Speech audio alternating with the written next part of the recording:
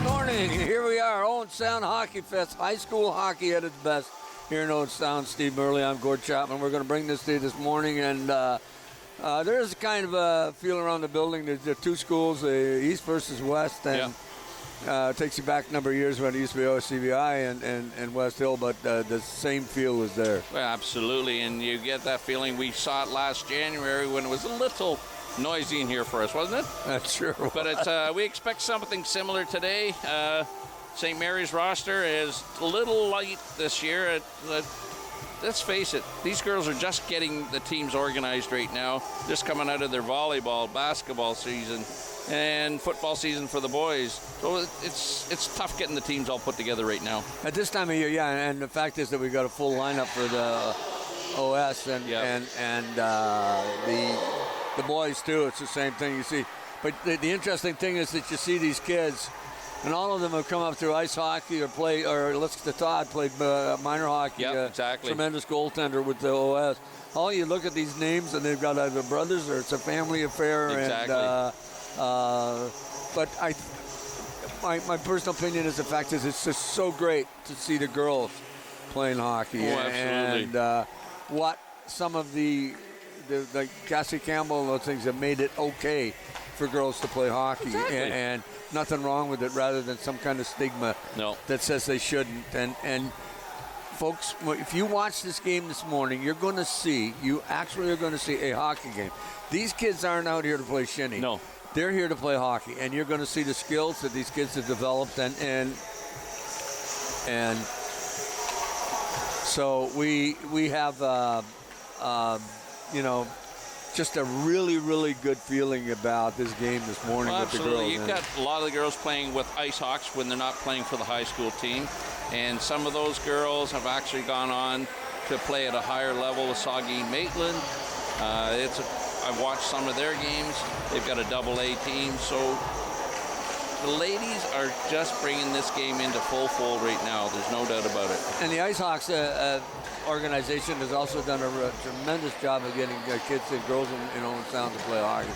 And there's folks that come out to the arenas and you watch these kids play. And they play, and the skills are developing, and full marks for all of them.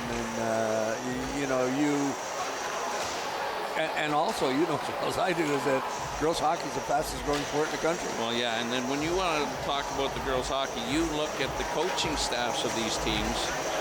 It's guys that played, and there's some women now that are on the benches for these teams. I've got one granddaughter being coached by a woman, one coaches, and Owen Ferguson's coaching the girls hockey team here from OS.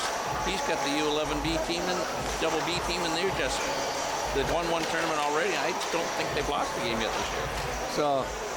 So folks, you're going to see a hockey game today, and that's the thing that I'm excited about. I mean, like I said, it's not a shinny game. There's a school rivalries between each other, East versus West. Who's the best? Who isn't the best? Yep. See you and Tim Hortons on the Saturday morning. We got you guys, So I mean, there's that rivalry, and there's a certain excitement, and hopefully the arena fills up like it did. Exactly. So. We're going to do an opening ceremony, I understand, too, so honoring former school guy by the name of Bob Stevenson this morning. Principal, teacher, great game. Confidant, great guy. Role model. Exactly. Couldn't have been a better guy in the school system. Yeah. Once they are done their warm-ups, we'll be turning it over to our buddy down the press box, Fred Wallace. Oh, Freddie's out here again too, and I mean he got this place rocking last year with his stuff. So exactly. You see the team just gathering the pucks after the warm up. We'll turn this over to Fred Wallace, Center, and J.D. MacArthur Arena for today's Hockey Fest. This is the first game in the East-West Challenge, pitting the girls from St. Mary's, the Lady Mustangs, against the Owen Sound District Lady Wolves. Coming up at 12:15 today, it will be the boys' game, and in between we will have the puck toss. We want to thank Nickel Insurance, Owen Sound Fitness, Chatters, the Owen Sound Attack, Zayres, your local McDonald's, Nickerson Electric, and Burner Contracting for their support.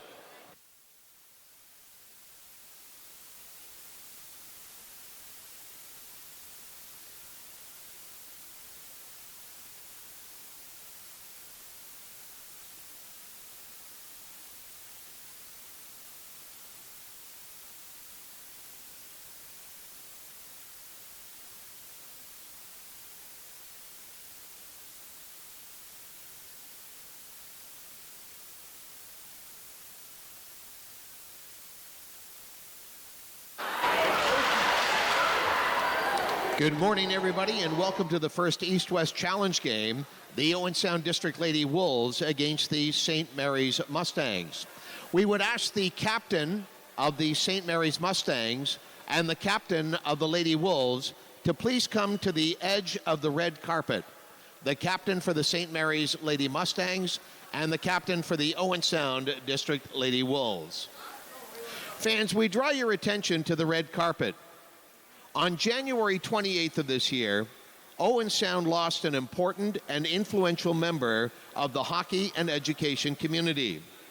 Bob Stevenson was a teacher and a principal in the Blue Water District School Board for his entire career, working at both West Hill and OSCBI, as well as other schools in Blue Water. Bob was also a coach with the Owen Sound Minor Hockey Group and a proud hockey dad to his sons, Ben and Neil. Bob and his wife, Betty, were never far from the rink. Bob Stevenson was involved in coach development with the Ontario Minor Hockey Association and developed and taught the coaching courses that many of our current coaches in Owen Sound and Ontario now complete. Even after the passing of Bob Stevenson, his influence is all over the schools and the rinks in our region. Representing the Stevenson family today for our ceremonial puck drop, please welcome from Owen Sound District Secondary School, teacher Michael Harris.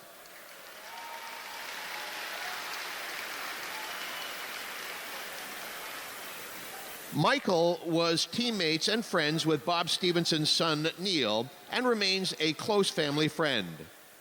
Michael Harris considers Bob Stevenson to be one of the most important mentors, both in education and in sport. Again, fans, please welcome those involved in our ceremonial face-off.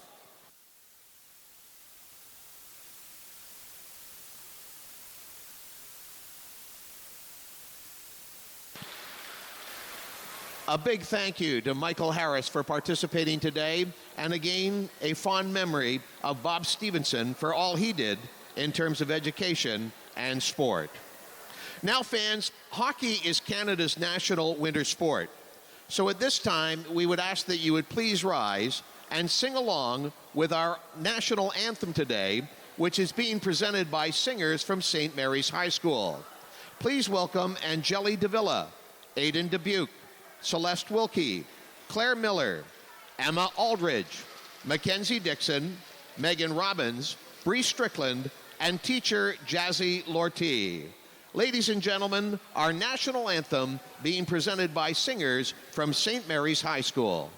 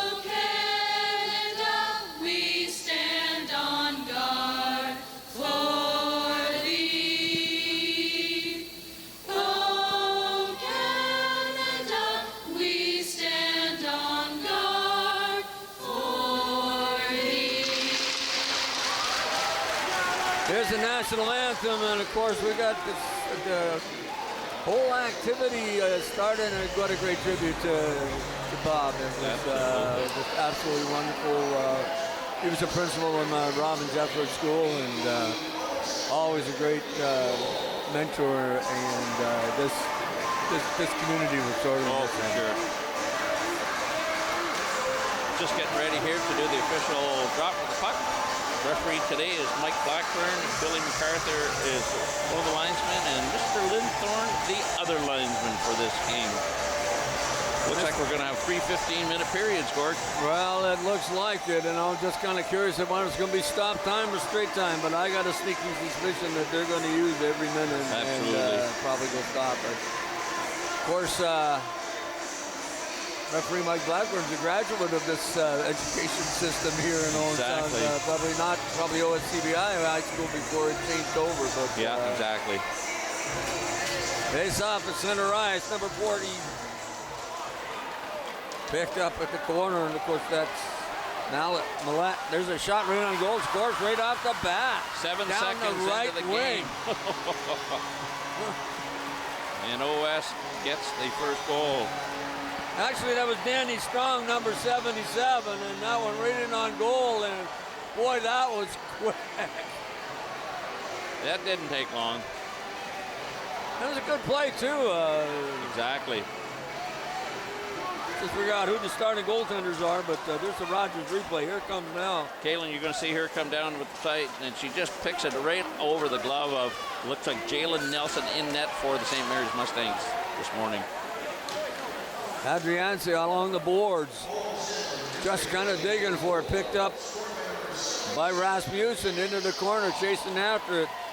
Wilkie has it, just fires it out around the far side. Along the boards, picked up in behind the net by Andrianci. Lead pass, but just missed, and then picked off at center ice with McKnight, and McKnight just dumps it down, changes up all the way around. Short bench for St. Mary's. Checking up the wing, coming out, that's Adrianci, she's the captain. And I'll apologize if I'm mispronouncing her name because I'm not sure I'm doing it correctly. Here they come through center ice, and that's Plunder. Puck along the boards, digging it out. It's Rasmussen, and down the boards, chasing after it. Is again Grace Andrianci.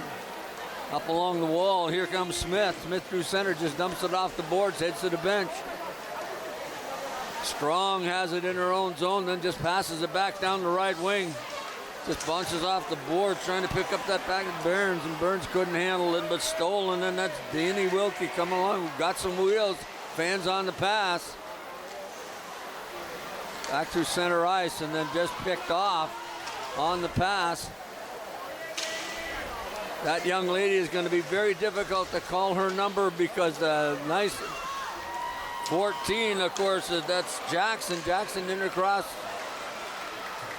And the shirt came down so we can see the number. The one thing about these games is the girls playing, sometimes the hair covers the numbers. And, exactly. Which is okay. There's number 14, of course, that's Jackson. Hope Jackson tried to get by the D, couldn't. Jackson just backhands it into the corner. Andrianci picks it up, just dumps it off along the boards, and it comes out to center ice. After it is Klunder. Klunder coming back through center, makes a nice move to get free. Then tries to split the forwards and does, and takes it right in between, but not getting it by the defense. Along the board, stepped in by Strong. Strong keeps it in, then it's fired out. We're going to get an icing call on this one and a chance to change him up. And boy, this got started really fast, Steve. Absolutely. 7 seconds in, the Wolves are leading at 1-0, and like I said, this wasn't going to be a walk in the park. This is going to be a hockey game. When Danny Strong isn't playing with the Owen Sound District Secondary School, she's playing with the Saugeen Maitland U18 AA team, as is her sister, I guess, as well, number 66. And we've got another goal here, right off the face-off. It looks like number 18, Claire Vokes, has put that one home. 2:54 into the first period. Boy, here's your Rogers replay. Right from the face-off, you can see the puck come back to the point. There's the shot. And right in front, where they're supposed to be, and it just trickles in. Jalen Nelson couldn't corral that puck. It was in the had her glove on, and then it just... Boy, that's being Johnny on the spot. 2-0 Wolves here early in the first period. 3 minutes gone. Volks has it in her own zone. Volks pass along the left wing, just missed. King. Medill dumps some boards in and just dump it inside. It's going to be offside. Then, of course, St. Mary's got to get something started. Looks like they awarded that goal to Sophie King unassisted, according to the PA announcer, Fred Wallace. Well, that pass was come in. I should be one added to that because I can't remember the play, but it came. Yeah. The shot came from the point. Face-off going to be to the right of Maria Ritchie, who's in net for the Wolves here this morning. Well, I think they'll switch up, and Alexia Todd will probably play second half of the game, but face in deep. Bloor on the points along with number 98, Barron, Tegan Barron. Barron keeps the puck in, gets a shot off a stick in front, it's deflected off into the corner. Strong along the board. Strong has it. Nice move to get through. One man to beat. Or I should change that. One woman to beat. Yes. One player. Exactly. I knew that was going to happen. I was wondering when. That's okay. Thanks. Appreciate it. I think we all know the generic part of that side of it. Hope Jackson gets the puck center. Good stop by Nelson. Got that puck on the pad as she made a good move. Pressure. Strong in the corner. Gets it back out in front. Not able to clear it. It was Millette at the blue line. Hit a leg and the puck comes back outside. Claire Volks has it in her own zone. Volks going to try and take it up through center. She does.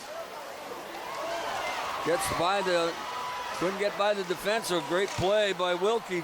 Get the play turned outside. Wolves just buzzing around out there. Strong. Oh, tried to wrap around and it went off a body in front by Wolves having a good time. They seem to be in control of this period. In behind the goal is Klunder. Klunder has it. Kept in by Rouse. Fired off, just missed the net. Elder has it in her own zone. Dangerous play to do this, and the puck almost stolen. Coming, Medill. And little backhand shot hit the side of the net. Trying to do the wraparound, get it set up in front, passes it. There's a shot right into the goal crease, and a good save by Jalen Nelson. Rasmussen trying to put that one home, and unfortunately for her, Jalen Nelson stood up to her. Well, you're going to see the replay here. Rasmussen's going to come around, go front, puck gets to her, and just tries to dribble it home. Carissa plays with the Owen Sound Ice Hawks U18 Double B team when she isn't here with the Wolves. Ice Hawks doing a really good job of getting a lot of kids and a lot of young ladies playing hockey in this city, and very good organization. And tomorrow, we got 4 ice hockey games on Rogers TV beginning at 9 o'clock in the morning, and we'll be able to see them. I think U9s, U10s, U11s, and U13s. I think that's what it is. I have to check. Two U13 games, a U15 and a U11. There, you knew what you were talking about. I didn't. So. Well, I got some insight into with family. Up along the wall, picked up Adriansi. Kept in by St. Mary's, and then bringing that puck out was number 22, Sophie King. King coming back up ice. Here comes Wilkie. There's a chance, another shot off a leg in front, then cleared out, kept in at the blue line. St. Mary's got a little action going on out there. Puck cleared out along the boards, up along to Kahili Feltus. Feltus gets a chance to come in down the left wing, centers it back out in front, off a stick in front, then getting back quickly on it. In behind the net, that gets another wraparound try by Feltus, and then Nelson makes a good save again. Well, she's been peppered in this particular season. Absolutely. Shots right now in favor of Owen Sound by 6-1, if you see on the screen of our Owen Sound monitors here. I'm just kind of curious who's keeping track of the shots, because it sure isn't you. Well, it's somebody from in the control room, because that's where this is being generated from.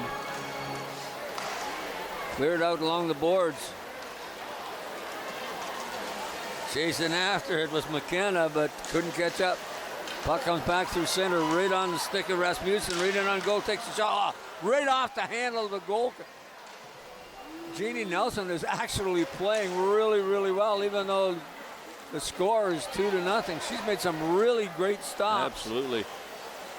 Chasing after is Caitlin Strong. Strong in behind her own goal. Stops, going to set things up. Here comes Strong. Tries to pass it off to her partner on defense. Number 7, Mollett, she gets a hold of it and then drives it in, and it gets taken back out. On that puck, Caitlin Strong again, then fires it back in, changes up coming off the boards. In behind the goal, here comes St. Mary's up through center ice.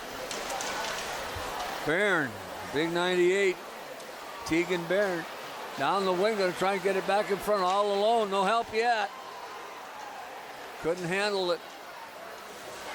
Just taking off good defensive play in that far corner by Caitlin Strong, who just knocks it back in behind right now, gets it over to Mollett. Mollett up along the wall. And there he come out with number 13, Nelly Medill. In the corner, Behrens fires it along back around this side. Elder kept it in, and then St. Mary's is going to down the ice, but didn't get, going to be no call on that as Klunder stops it at the blue line. Puck fired back in behind the goal, chasing after it. Adrians. Bayshore starting to fill up, Gord. Oh, it sure is. The kids have been back here with us from the public school and the 2 high schools. Well, it should. I understand it's mandatory attendance if they're bringing the school buses in here. So this is a classroom today. Not only is it a classroom, but it's a. But that's what it should be. Volk pass across ice, up through center, off the stick of Jackson, and Jackson just deflects it back into the zone. Grace Andriansi couldn't get it out. Good forecheck right in front again. Nelson, Johnny on the spot, couldn't get the rebound. And it's 3-0 Wolves Here at the 9:40 mark. It looks like number 14, I think it was Hope Jackson, was the Jill on the spot, not Johnny on the spot. Yeah, that's true. You're going to see the puck come out here. You see Hope Jackson just right in there, and she just got another shot at it, come back to her, and she put that thing home. Well, there was 2 rebounds. There's 2 shots on goal, and the third one went in. So at center, Smith.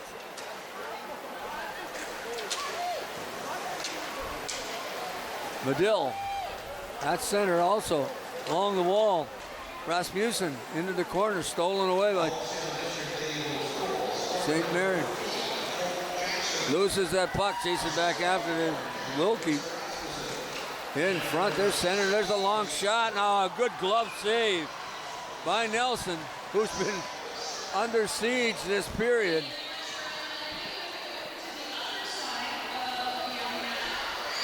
You notice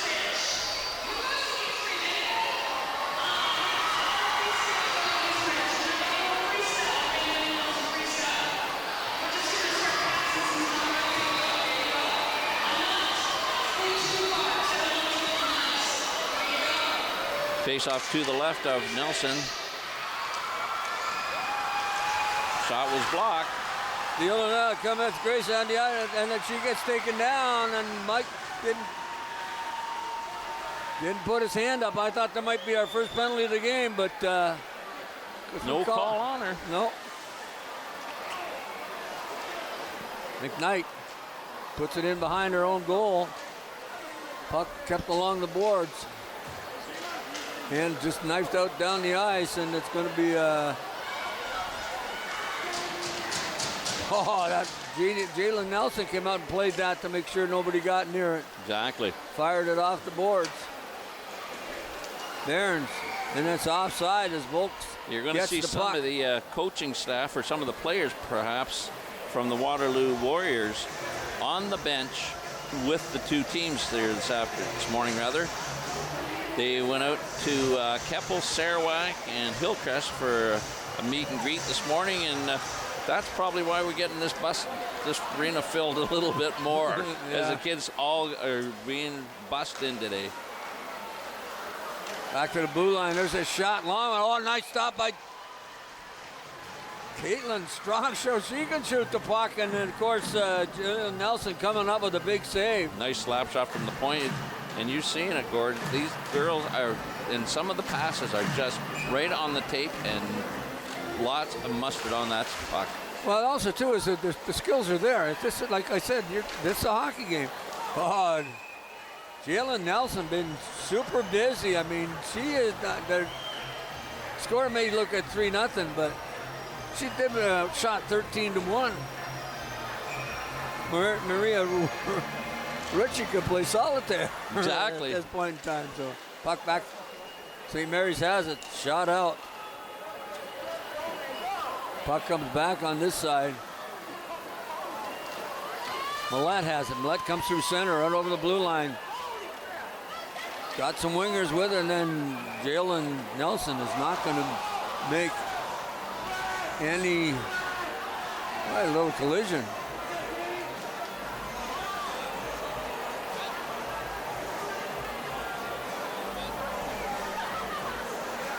Well, I'll tell you, that's they're shook up a bit there but nothing worse for wear by the looks of it now. That was quite the collision. Yep. At center, number 13, Natalie Medill. Getting set for the faceoff.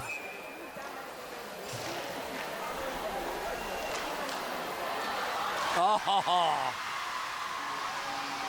Puck came what in a nifty little deflected. backhand that was. Got the rebound, just put her upstairs. Number 77, Danny Strong. That's goal number 2 for Danny Strong here in the first period. 3:21. You're going to see that puck draw one. Puck shot right in net, and you watch Strong come in. You leave that there for me. I'm going to put that home. Yeah, but the thing is that you have to look at that Nelson made the save and got the pad down to stop the first one. Couldn't control that little rebound. Nope. And Strong was there right on the spot to do it. St. Mary's, a little bit of offense, cleared off into the corner by Strong. Pass up along the boards, kept in by Murray. In deep in behind it, that's Danny Wilkie. Wilkie behind the goal, comes back out in front, shot. Adrianse had a chance, couldn't put anything there. Here comes St. Mary's 2-on-1. Backing up Tegan Barron. Barron, nice defensive play, knocks that puck off into the corner. That's Danny Strong, full speed, and good D on that one. Keep the puck on the outside. By Tegan Barron for sure. McKnight tried to keep it in, couldn't. Chasing out after Smith. Her counterpart, Klunder, just takes it in, throws it inside the zone, and a little bit disorganized along that board, but comes back to the blue line. Klunder takes a shot on goal. Another good stop by Nelson. If it wasn't for Nelson, let me tell you, this score would be a lot higher than what you're looking at right now. The Wolves in control here in the first period. 2 minutes left. Volks keeps the puck in. Nice little poke check. Pass it across ice. Kept in along the boards, and that's Murray. Murray tried to get it through center, couldn't. Stolen by McKnight. Knocks it right back down. Volks trying to get the pass. St. Mary's has the puck in their own zone. It'll pass on up ice, just off the stick. Volks. That's Danny Wilkie. Wilkie has a chance, takes a shot on goal. And Maria, I think it's Richie that's playing the first part of this game. Danny Wilkie plays with the Saugeen-Maitland team as well. I probably plays with the Strong girls and Reese Elder. So she's familiar with her teammates on the other side of the ice. As far as ODS SS girls are concerned, I mean, I've been in press with Caitlin Strong and Danny Strong the first this period. They've touched that puck a lot and played well with it. Oh, absolutely. Hope Jackson crosses the blue line, dumps it off to Medill. The shot scores. How low?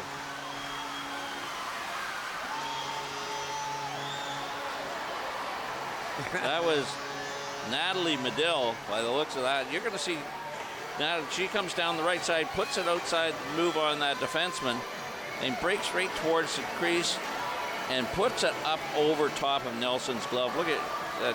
Nelson says, where did that come from? I'm not sure. Danny Wilkie chasing after the puck, gets a shot. Oh, just misses over the crossbar. In behind the goal. Number 66, Caitlin Strong.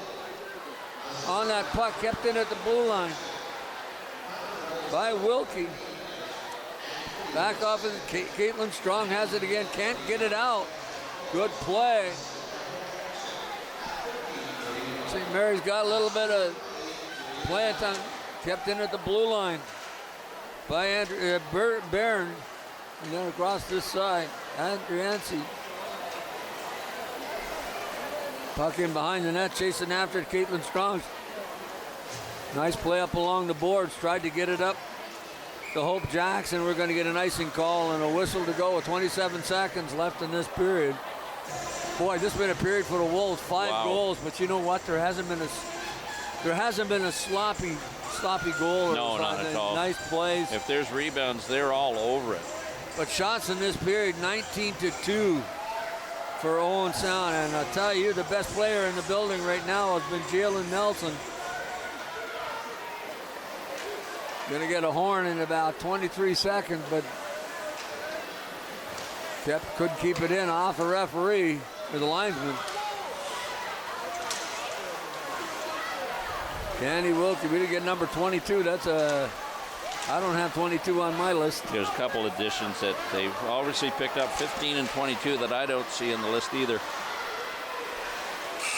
So unfortunately, because we won't be able to call their names, but we're gonna,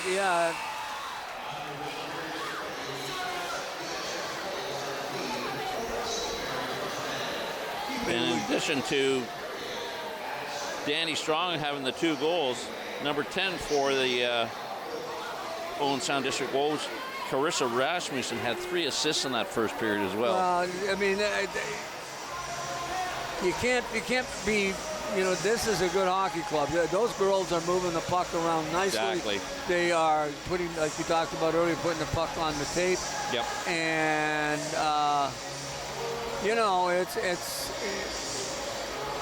I'm really impressed with the I was going to say Mustangs, but the Wolves that they played. Yeah. That was a classic. 5 of these girls off of the Owen Sound District Secondary School Wolves roster are playing AA hockey over in Saugeen-Maitland with the U18 team. You got the goaltender Alexa Todd, who's backing up right now. Jolie McKnight. You've got Claire Vokes is over there. You've got Caitlin Strong and Danny Strong and Reese Elder all playing with this U18 AA team. So there's some skill out there. Yeah, there is, and I mean it's showing in this first period. But like St. Mary's didn't give it up on them. They've made some nice plays, and Exactly. they just got to bear down a little bit more and get to those pucks before those white jerseys do. So. Of course, folks, St. Mary's, of course, in the black and white, gray trim, and the Wolves are, of course, ODS. I never get that name correct, right? But the Wolves are in white with, I believe that's a purple trim, and they're to your left. And with the roster of the Wolves as well, they've got 7 girls skating with the Owen Sound Ice Hawks U18 Double B team. The other teams made up of Chatsworth, TCDMA U18s. There's a couple there, 3 there by the looks of it. So, you know, you actually got a real young girl, Sophie King, 22, with the U15, so she's probably in grade 9. Well, it's a tribute to the Owen Sound Ice Hawks and their organization, and also Owen Sound Minor Hockey, because of some of these girls have played. They started there originally. Yep. And then went to Ice Hawks, and are playing better hockey out across the province. And of course, to see these kids come out here on a Monday and play on a Friday and play during. You know, they want to play. Like I said earlier, this is going to be a hockey game. Nice defensive play. That puck was deflected back up along the boards. Kept in by Wilkie. Barron loses it to Feltus. Nice defensive play at the blue line. Chasing after it. Number 41, and that's Madison Bloor. Bloor's up, playing forward right now. Puck St. Mary's couldn't keep that puck in. Coming along the side of the boards, Danny Strong. Oh, just missed. Claire Volks just trailing on the left-hand side. Strong gets a hold of it, dumps it off into the corner. Right after it is Tegan Barron. Oh, coming up from behind. And a little bit of contact in front that time, too. So you're going to see contact, believe me. No open hits. And not intentionally. No, not intentionally. No. Oh, pass right back, a little back pass to Strong. There's a shot. You know, Nelson, nice save as the Wolves got a chance. The Lady Wolves to move that puck around. Did a nice job. Marissa Ritchie plays when she's not here. She's in grade 10 at OS. She plays with the Owen Sound Ice Hawks under 18 Double B team. Face up.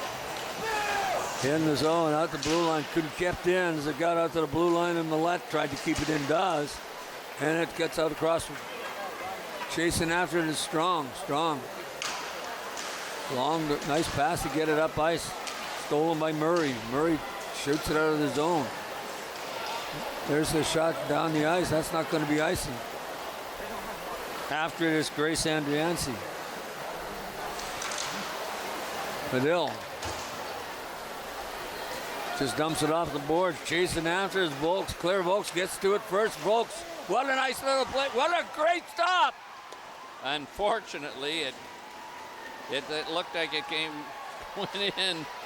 I'm not sure if that went off Volks as a result of Nelson just not being able to squeeze it, or is there somebody backing up? I didn't quite see that. Jalen Nelson made a great stop on the first play, but somehow the puck squeezed out. We don't know. We're going to see it right here. Here's Volks, goes out wide, tries to put it home, and there's the goal scorer. Was that 22 maybe? Well, Fred's going to tell us. Exactly. I think it was Sophie King right up on the...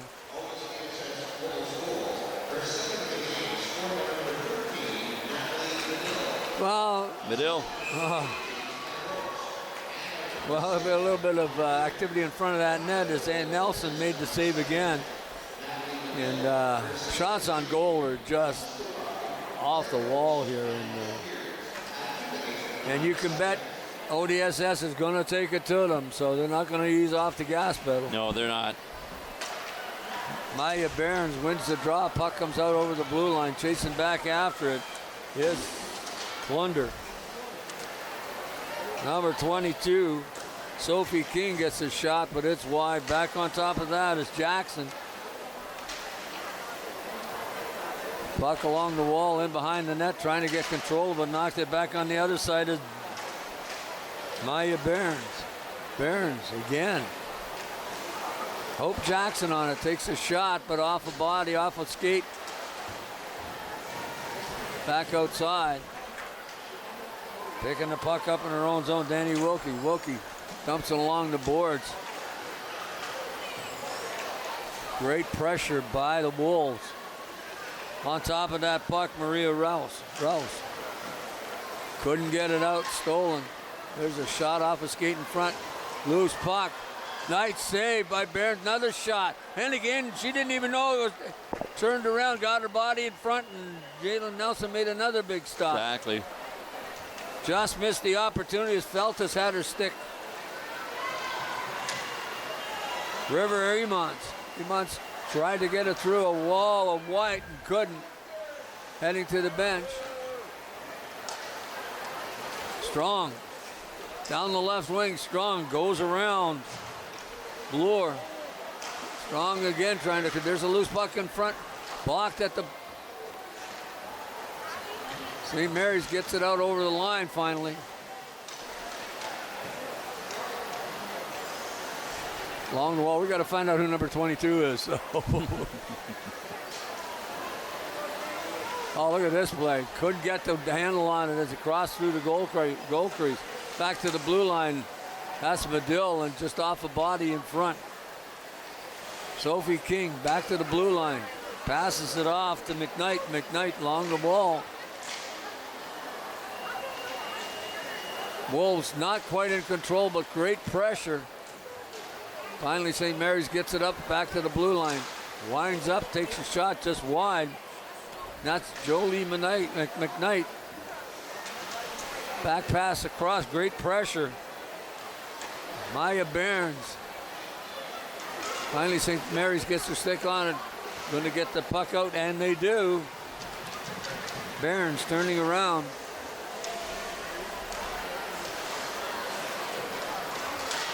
Through center ice.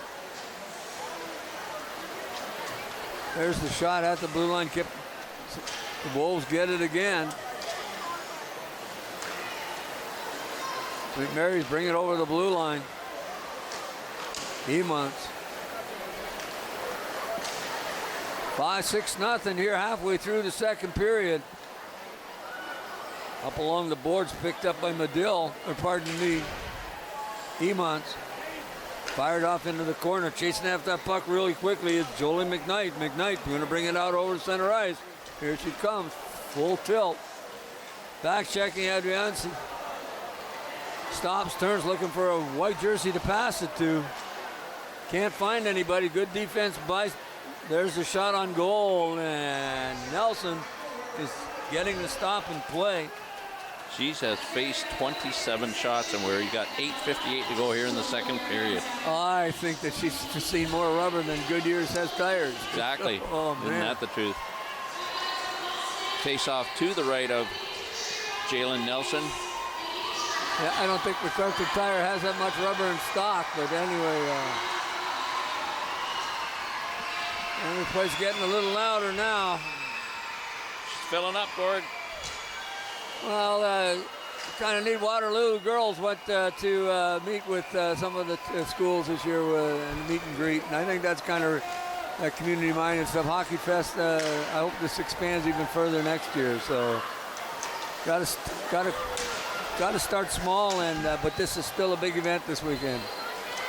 Up along the boards, Natalie Medill down the right side, taken out nicely at the D. Digging out after that puck is Grace Adriansi. There's a shot just across the goal crease. Jalen Nelson gonna have nightmares tonight, but all rubber she's faced today. No kidding. Out along the boards, Feltus waiting for it. Feltus just dumps it in behind the goal, chasing after it is King. King gets it back to the point. And Caitlin Strong just shoots it right back in.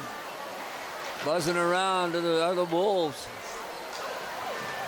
And the Wolves are feasting on St. Mary's today, I'm telling you, as they're up 6-0 with halfway through the second period. St. Mary's trying to get that puck through center ice. They do. Barron along the boards, just nudged off. And Klunder picks it up behind the goal, tries to get it up just back out, and Wilkie couldn't keep it in.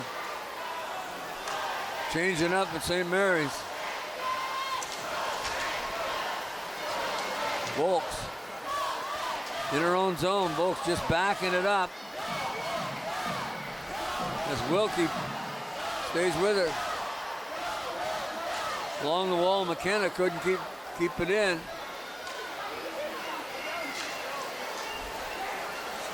Feltus couldn't get it across the blue line. And picking up the loose puck at Volt. Pass along the right, left, coming off that bench was Rasmussen. Rasmussen has it down the right wing, trying to get a look to center right across ice. Good defensive plays. That puck was tipped away. Off the skate again, good position by Marissa Rouse, and she made two good defensive plays back to back. Rouse has it again, just fires it out along the wall, kept in at the blue line by Reese Elder. Elder along the boards, digging for it. Tried to center it out in front. Good play again by Hope Jackson. Just a little buzzsaw out there, just going. Yeah, absolutely. Going for that rubber. Barons couldn't keep it in. Dawes, and that's Plunder. There's the shot, steered into the corner by Jalen Nelson. Comes back up the ice. Elder has it. Elder stops at her blue line. Little lead pass. I think that's going to go all the way down the ice. We're going to get an icing call.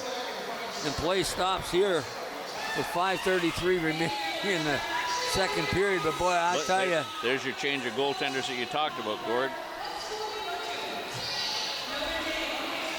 Alexa Todd's now going to go between the pipes for OSDSS girls Wolves team, and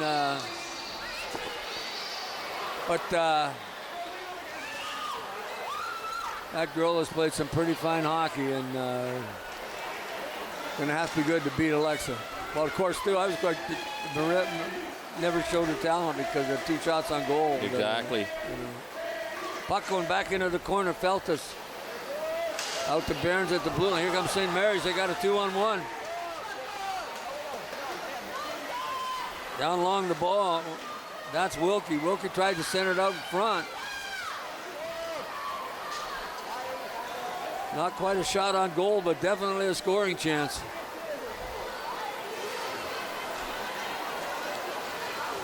Barron through center.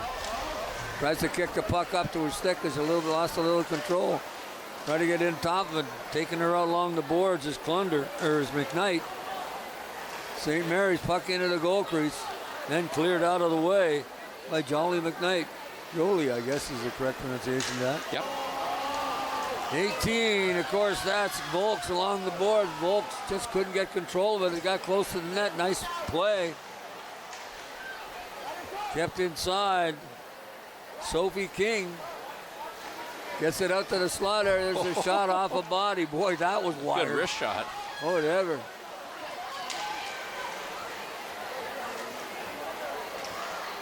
Try to figure we Strong again. Strong's a really good skater. Gets the head up, likes to make some good plays, and there's a shot on scores. Looks like Millette. Cicely Millette got the puck. Nice play as it was passed out into the slot area, and boy, she wasted no time. Nice wrist shot. As long as that thing wasn't deflected, you're going to Cecily's first goal of the game. We're going to see the puck come right out to Cecily. Dug out by number 66, Caitlin Strong. And there's the shot right there. No deflection on that one. But the interesting thing was going to the net was Strong. Yeah, exactly. Created that screen. Jalen Nelson didn't see this at all. No, not at all. And there's one of those things that never hurts to shoot. I don't care what level you play hockey at. Exactly. Can't score goals without shooting. Yeah. And if you get that opportunity, and that was beautifully set up, right into the slot. Wasted no time, good wrist shot, right in on goal. Here they come again. There's a loose puck, got another one.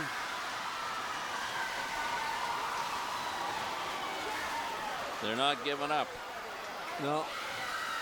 Well, I'll tell you that Jalen Nelson is not happy. She got up, she was just chirping. And I think she was hit with the goal. She's still chirping. Here you're going to see the coming in is number 18, Claire Volk. She comes in. She just loses the puck off her stick, but number 22, Sophie King. You're going to watch Sophie King just follow Volks in. Claire loses that puck, and Sophie just tacks that rebound in under Nelson. Another shot by Jalen Nelson, stopped right, coming in right off that faceoff.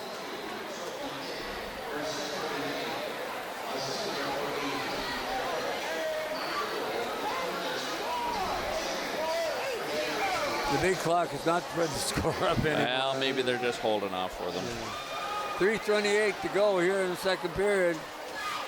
Down to straight time, so on that puck, Danny Wilkie. Wilkie behind the goal, looking for somebody to give it to. Passes it. Couldn't get it on the stick. A little bit of somebody lost. Puck comes back out. Good play. Nobody at the point to take it. I believe that's 77. Danny Strong. There's the shot. Just whistled that wide. Just missed the net. It's wide open. Reese Elder. There's a shot. Again, Jalen Nelson. Phenomenal. That kid has just been lights out, I think. You know, I'm talking about a kid that's given up 8 goals. But you look at that shots on goal. Oh, exactly. And she's been left to her own devices. And full marks to the Wolves, so they put some mustard on that puck, too. Far side is Reese Elder. Elder comes down the right wing. Elder goes in behind the goal. Gets it back out to Klunder at the point. Klunder takes a shot. It's just wide. Slot wide open. There's a shot, and again, Jalen Nelson. This is the true rivalry game, and you see a number of the district woes. I think I counted 6 that are in their final year of school. So they want to make sure that they send a message that we own it this year. There's no doubt about it right now at this game that they do, but they've been playing extremely well. Yeah, absolutely. And I don't want to make excuses for St. Mary's, but they are short-staffed a bit too, and makes a difference when you roll out 3 lines or 4 lines as St. Mary, the Wolves have been able to do. Yeah. Down the wing, Danny Strong. Game. Another great shot. Jalen Nelson makes the stop. She's got good skills as a goaltender. Yeah, she's got great lateral movement. She's able to move the puck. She sees it well. It's the second and third shots that are beating her, not the first one. Exactly. And when your defense is not clearing enough, it makes it difficult to do that kind of stuff. So puck back to the blue line. Medill keeps it in. Loose puck in the slot. St. Mary's get it out. Here they come. St. Mary's 3-on-2. Try to dump it through. Does get it through. There's the shot. Good stop. We have a penalty. Another one. They score. So with 1:27 to go in the second period, the St. Mary's Mustangs have solved the goaltending duo of Richie and Todd. Well, Todd made the first save on that too. It's Exactly. not something that you know. It just happened to be that it was. Here you're going to see see it on replay. Here you're going to see Danny Wilkie come in, gets it by the defenseman, and there's where the penalty was going to be called. And there's the puck just chipped in by, it looks like is that number 41, Gord? I think so, and Danny Wilkie got on it. There's the penalty. Well, it's 87. So Grace Adrianenzi, I'm pronouncing that one all bad. Anyways, they've got the shutout.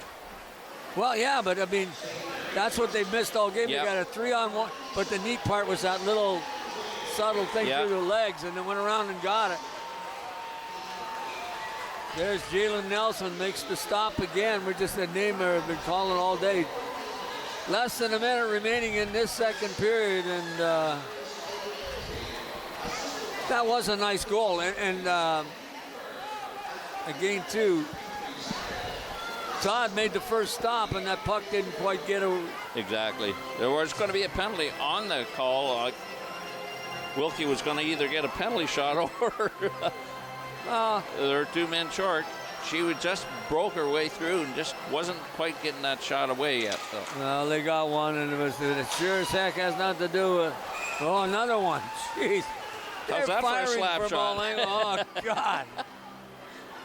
Caitlin Strong just ripping that thing in, and then you can see where Jalen Nelson just got her glove right up in front of that thing. Well, you wonder how the washing machine is at that household. What do you think? Back to the blue line. Millet's got a goal. Here comes Wilkie coming down. Wilkie has a chance. Nice defensive play by Caitlin Strong to get back and cleanly check to make sure she didn't get around. But seems to be a little more life in the Blades of St. Mary's right now that wasn't there earlier. They got that one goal, and now they're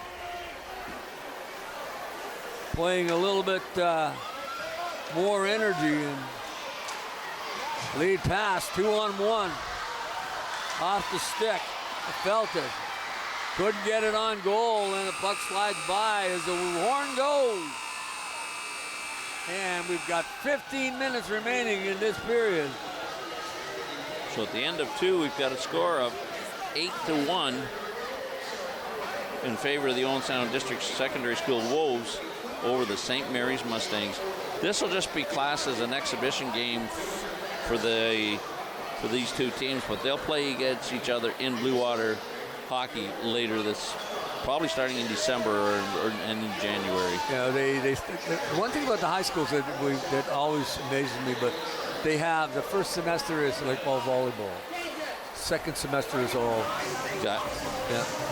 So one of the things happened with they're going to take a short break by looks and get a flood. They're going to have a flood. Yeah, exactly. And they're headed to, I didn't think that they were going to change up. Folks, you know, it's a great day here at the Owen Sound Lumley Bayshore Community Centers. We've got high school hockey here on Rogers TV, and we certainly hope that you folks are enjoying it. And Steve Murley and Gord Chapman bringing you this thing. Right now the score is 8-1 in favor of the Owen, but St. Mary's got a little life, got to go in that period. They got life there. They scored the goal with about 1 minute and 27 seconds to go here in the second period. Brought a little bit of life to them, and we'll have to see how they react in the third period. And where is Owen Sound? Did they come out and say, hey, no, it's ours? Well, from the opening faceoff, we got a goal within 7 seconds, and Owen Sound OS was not gonna. They're not letting up. They're not letting up. They've got some really strong players. Caitlin Strong, Danny Strong. You go down that lineup, and there isn't a player on there that shouldn't be on this team. No. And having the goal scorers, Medill defensively has been amazing. And like what I say, alluded to her, they got 6 or 7 girls playing with the AA team out of Saugeen Maitland. And all those girls are in either grade 11 or grade 12. So this is probably their showcase year if they want to go on to whether it's university or college hockey someplace or some other sport. They are just showing you what kind of athlete they really are. Well, so these kids are. The skating skills of OS is unreal. Yeah. And the other thing too, the skill level that, like you talked earlier in the broadcast about the tape-to-tape passes. Yes. The positional play, the fact that they do not get caught out of position.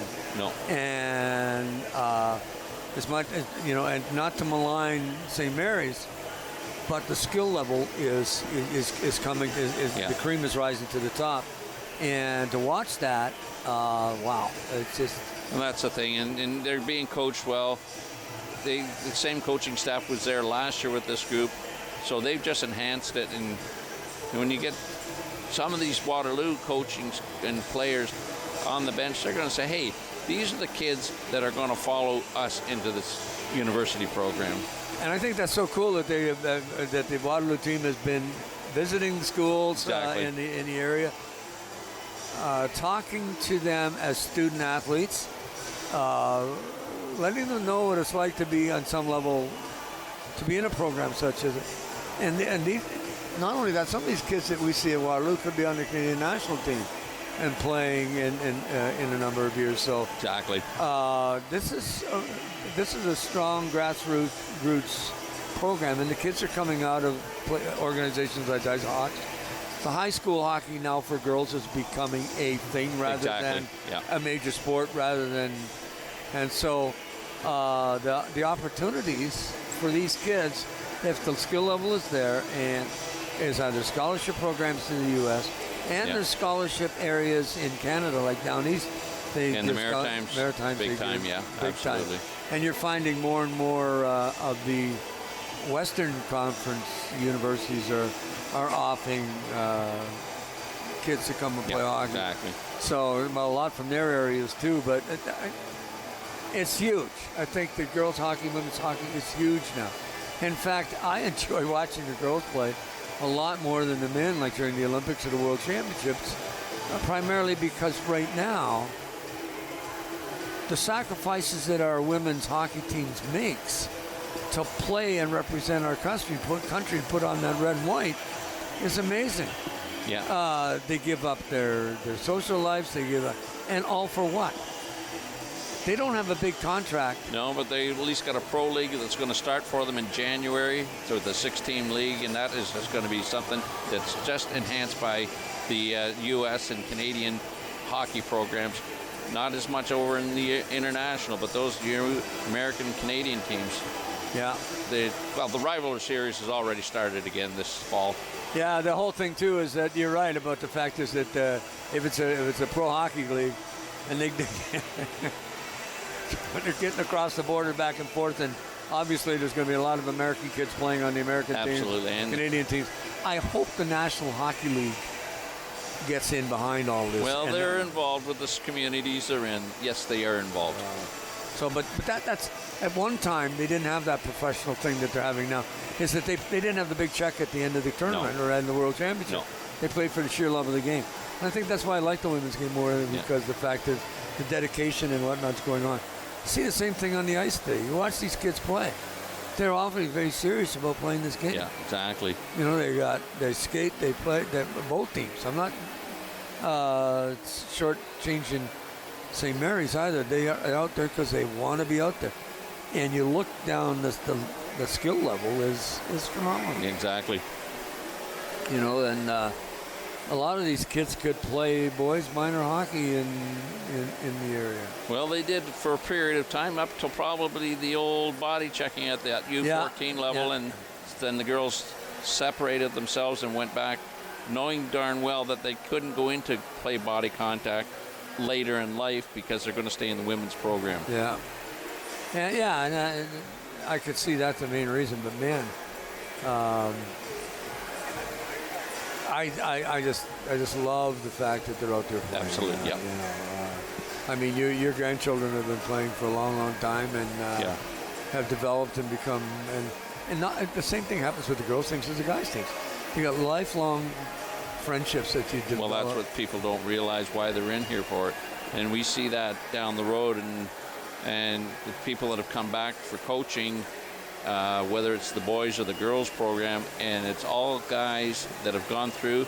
Now we're starting to see the girls, as I said, with the U15 team. Kate Gilkinson is now coaching that U15 team. She played in here with the Ice Hawks. She did Saugeen Maitland. She played University. Now she is teaching in the Blue Water Board, and now here she is giving back to the game as well. Well, yeah, and that's what it's all about. And the schools too in this area, it'll be girls hockey. They'll be playing Saugeen. They'll be playing which are the leagues which they play. They're the same as the basketball. Absolutely, yep. You know, Diepenvicker. Can't remember all of them anymore. That's terrible. Getting old. But it's just absolutely. It's absolutely amazing. And we're going to take a short break, and we're going to come back and talk to you more about girls hockey. And of course, the boys game is coming up this afternoon, and tomorrow morning we start with the Ice Hawks, have 4 games on Rogers TV. Yep. Got to tune in for that too. Take a short break. Be back here on Rogers TV. How long have I got?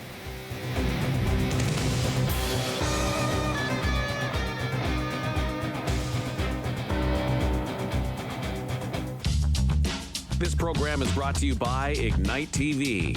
Now you're in command. Visit Rogers.com for more details.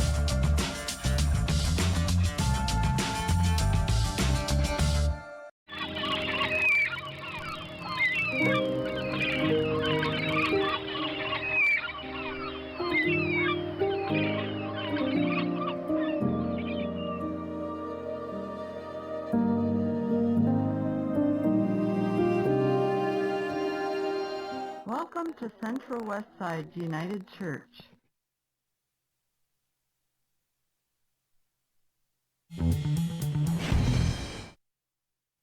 Think it's okay to drive high? Think again. Drug-impaired driving is as illegal as drunk driving, and in Ontario, the penalties are the same. If police suspect you're driving under the influence of drugs of any kind, or a combination of drugs and alcohol, and you fail a roadside test, your license will be suspended immediately for up to 30 days. You'll pay a penalty of $198. And you can be charged with a criminal offense of impaired driving, the same as alcohol. Driving high is never okay. Hello, I'm Liz Dowdsville, Lieutenant Governor of Ontario. In 2008, carbon monoxide, a deadly invisible gas, killed an entire family in our province. That tragedy led to a new law requiring homes with potential CO sources to have alarms. John Gignac's family members passed away that day, and he shares his story to save others. Please make sure you have working CO alarms in your home. Protect your family today.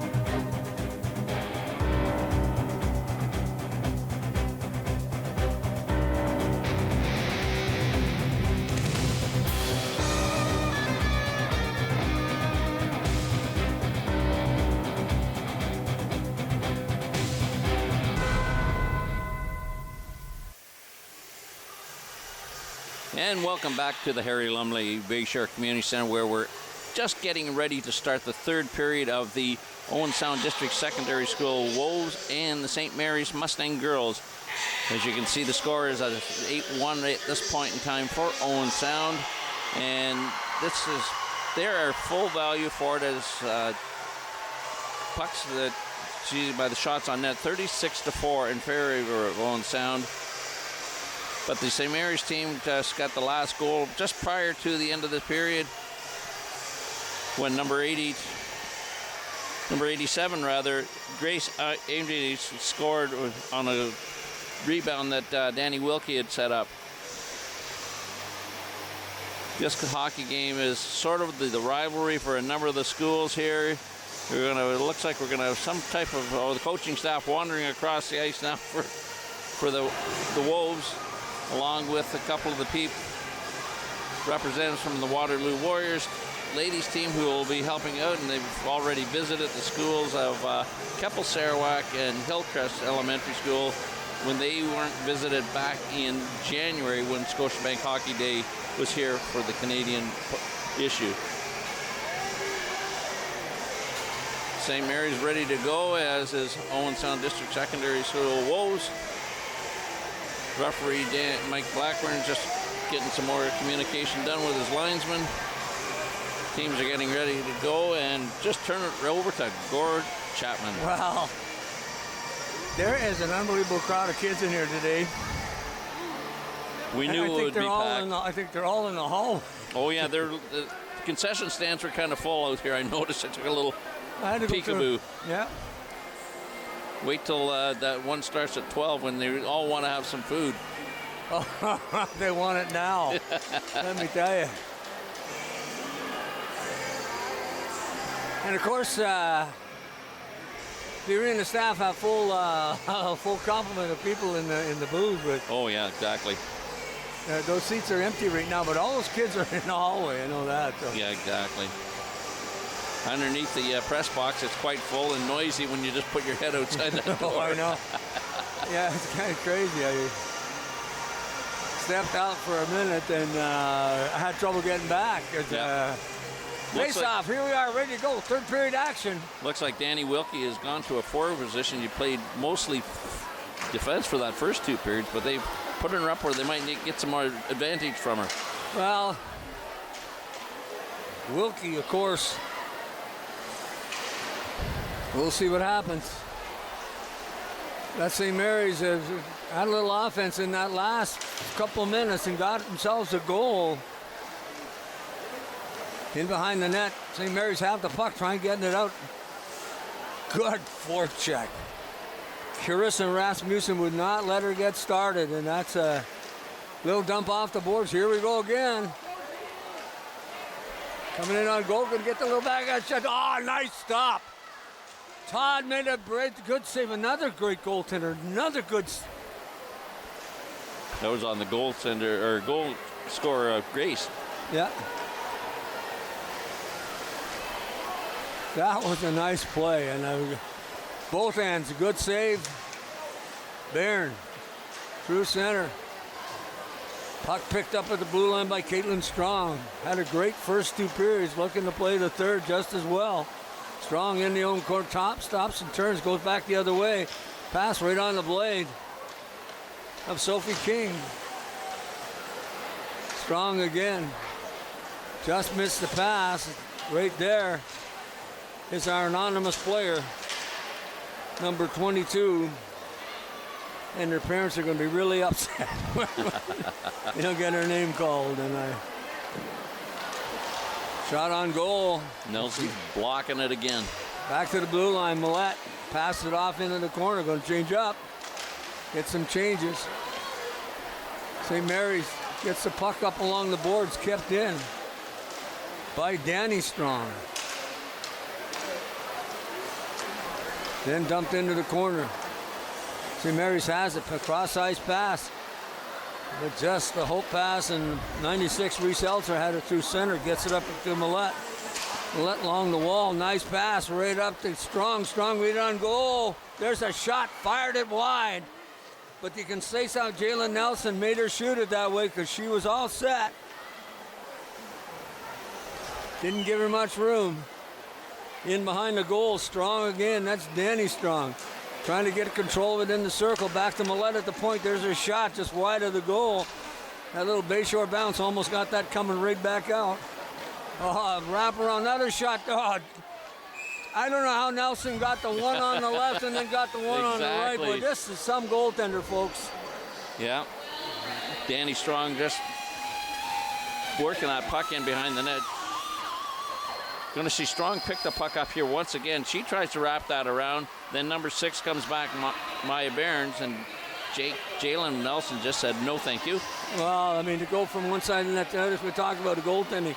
Lateral movement is so important. It saves you. Exactly. And that was just an unbelievable play. And then she had to follow that bouncing puck in there.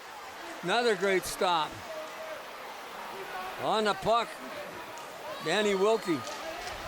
And it's just going to go down the ice. We're going to get stopped and play. 11:58 remaining here in the third period. 11:58 to go here in the third. Folks, that's no joke on, you look at that little bug on the left-hand side of the screen where it shows the score at 8-1, but right below that is the shots on goal. That's the amount of rubber that Jalen Nelson has seen this afternoon. Yep. And we've got 11 minutes to go yet. And so, most of the goals have been, it's been first and second. The first shots have been stopped. Second shots are what's hurt her. And that's partially defense not being able to knock that loose puck away. But Rasmussen tries to deke through the D. Can't get there. Good play by Barron. Another shot on goal. Out of the corner, bad angle, but Haley Feltus. We'll have to see if the Mustangs are able to strengthen their team over the next month or so, and how the league schedule rolls for them when they if they get a full squad out with them against this Mustang or this Wolves team. Well, I know there's a lot of girls that are playing hockey and to go to St. Mary's, and so I mean there's a chance to bolster that roster, and there's no doubt about that. There's a shot just sliding up and coming out to play it is Alexa Todd. Lead pass right along the wall and through center ice. And a nice back check by Wilkie, or Barron, as she got back. A little bit of contact out in front. There's Wilkie. Barron. Andriassi come right on goal. There's the shot. Score! Grace Andriassi. Tegan Barron, was that Tegan Barron or was that Adriansi again? Yeah. But I mean, that's a good goal. Absolutely. You know. Well, they're kind of going to play this at 3 periods of time. Now, right now, they're up 1-0. There's Adriansi coming down on the right side, left side rather, and she just said, hey, I see a little bit of an opening. I'm going to pull this across. And Alexa Todd went left, her left, and Adriansi just held that puck long enough that she found an opening. Well, you know, I think that goal did get these kids playing a little bit more, and then you realize that they can. Here comes again. Here comes right in on goal, Wilkie, and she just misses. In the corner, Medill tried to get out along the wall. Can't. Kept there by Rouse, and Rouse, an awful leg. Here coming on the right wing, coming down the left side, coming back to get her is Wilkie. Wilkie gets the puck out through center ice, chasing after, and on it is Grace Medill. Medill throws it up the right wing. Barnes has it coming down. Barnes tried the little back pass to Wilkie. Strong tried to get it centered out, can't. Then fired out to the blue line. Rouse, there's the deflection. Oh, what a save! Or no, that one off the iron. I think that was the iron, wasn't it? Yeah, Forward sure on do. that one. I thought it was a... Wow. Second thoughts, I think it did go off the iron. We might get a chance to see that again, but don't think so. Right wing coming down the ice, number 87, that's Grace Andriansi. Chases her own puck in behind the goal, turns around, comes back out front, there's the shot. Oh, just missed the top shelf. And she had Alexa Todd going down. Nice play bringing it back out in front. St. Mary's will say, we don't want to go, we're not going away quiet. Nope. A little bit of scrambling play during center ice here coming down the ice. Nice poach checks by Tegan Barron to stop that play. Coming back to the slot area, a little pass on the side. Loose puck again. Now they finally get it on a stick that wears a black jersey, and here they come, fired down through center. Smith, Ainsley Smith, can't get it there. And it's fired down the ice. What a couple of good defensive plays. And again, Jalen Nansen coming through. Bloor. Puck along the boards. Bloor has it, then just dumps it off into the corner. Going to chase it down. Bloor's after that little forechecking at the blue line. Murray keeps it in. Tried to get it up to Danielle McKenna, just past her stick. St. Mary's got a little life. Loose puck, dumped out, coming in on goal. Nice defensive play, getting back was number 42, Danny Wilkie. There's another shot through a bunch of bodies, and St. Mary's closing the door. Wilkie gonna get that puck in behind the goal. Along the wall. Wilkie just fires it around this side, trying to get it out. On top of it, Bloor. Bloor just passes it in behind that, brings it back to this side. Keeping it in. Claire Bolts out in front. There's a shot. And again, Jalen Nelson, Johnny on the spot. Maya Barron's trying to go low, and you're going to see the replay where we saw it look like it would rattle off the post coming in on the far left side. Comes out, and there it is. It was off the iron. Oh. Well, I was wondering if she got a piece of it and then it went off the iron, but no, it went. Great work, guys, down the truck. Of course, producer Mark Perry, and of course one of the best crews in all of Rogers Television, with the volunteers coming out this afternoon to do these games, and muchly appreciated, and always do a great job. So back to the action. Here we are.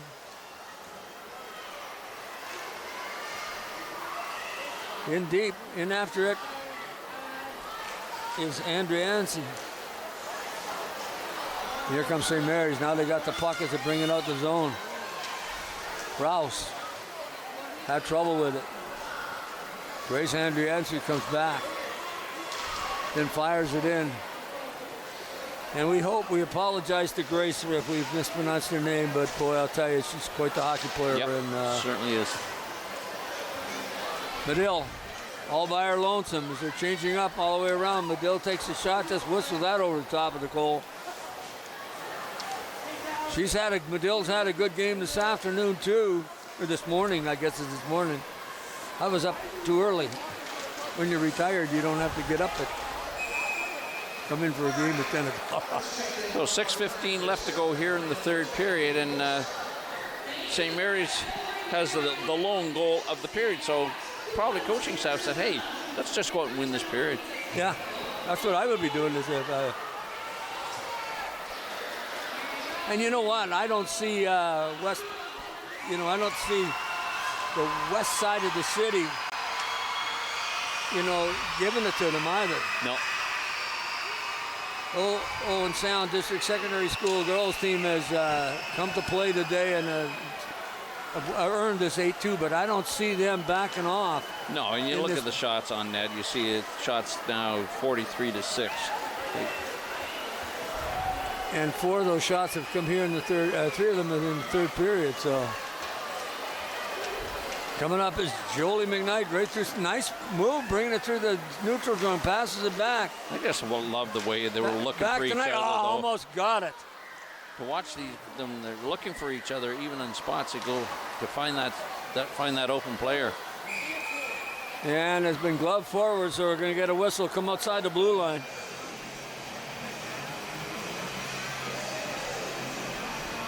That's the only difference I see between the boys and the girls, is the fact that we have difficulty reading the numbers because of the length of the hair.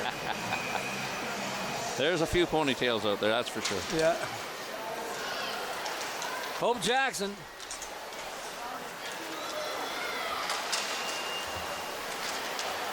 Jackson digging for the puck along with Smith down the left wing. Claire Volks.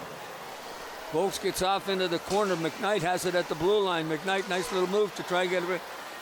Doesn't happen, and Smith brings it out.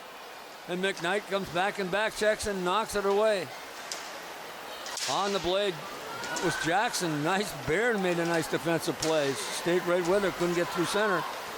Puck gets fired down the ice. Chasing after it is Marissa Rouse. Rouse just dumps it up along the boards. Back out into the slot area, Rasmussen takes a shot. Believe it or not, that was a great defensive play by Marissa Rouse. She got a piece of that. It just went to her, that was Rasmussen, that was in the slot. St. Mary's in their own zone, finally going to bring it out. Here they come.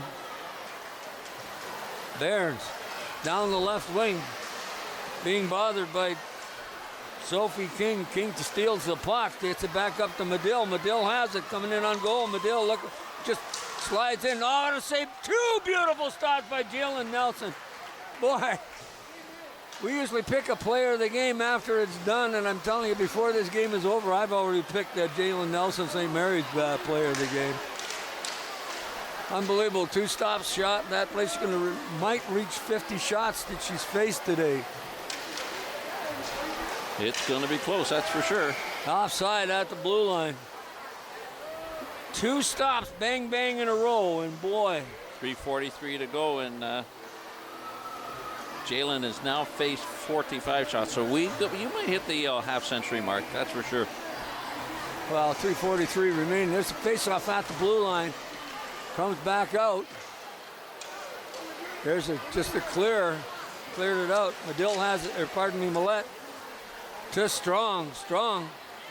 Coming in on goal, going to try to play a little bit of toe dragging, and nothing worked on that. Lost the puck. Out in front, then dumped off. Got it outside the line. Of course, that's our one of our other anonymous players. 2-on-1. You're coming over the line. Oh, fanned on it and then slid towards the goal, and Nelson had to make the save. Here they come again. This is Barnes down the left wing. Cross ice, nobody there. Feltus has it. Adriazzi just fires it in and hits to the bench. Loose puck in behind the goal. There's a bad wraparound. Alexa Todd made a great stop on that. Rouse, they're going to have icing? Yep, we do. 2:34 to go. Exactly. Look at the support staff on that OS bench now. There's 1, 2, 3, 6, 7, 8.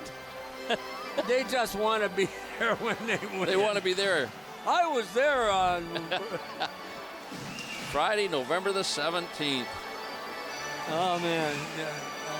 Do you remember that game 20 years ago?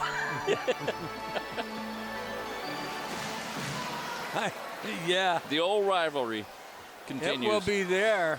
I mean, guys talk about, I don't know whether they're going to call this icing or not, because they had a couple guys waved at it. No, we're going to call it.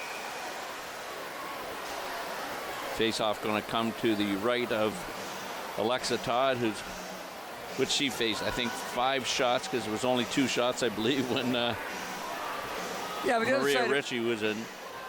The other side of it, too, you look at Alexa Todd, she's come in and giving up 2 goals. But you know what? Those were good goals. Oh, you better believe it. There wasn't something, that was so, I mean, she was beaten fair and square. That's Todd again putting her mid on it, another whistle. Heads up play by Grace. There's no doubt about that. So, but Jalen Nelson has just had a phenomenal afternoon. This is a good hockey club, this OSDS Wolves. Yeah, absolutely. And, I mean, it is a good team.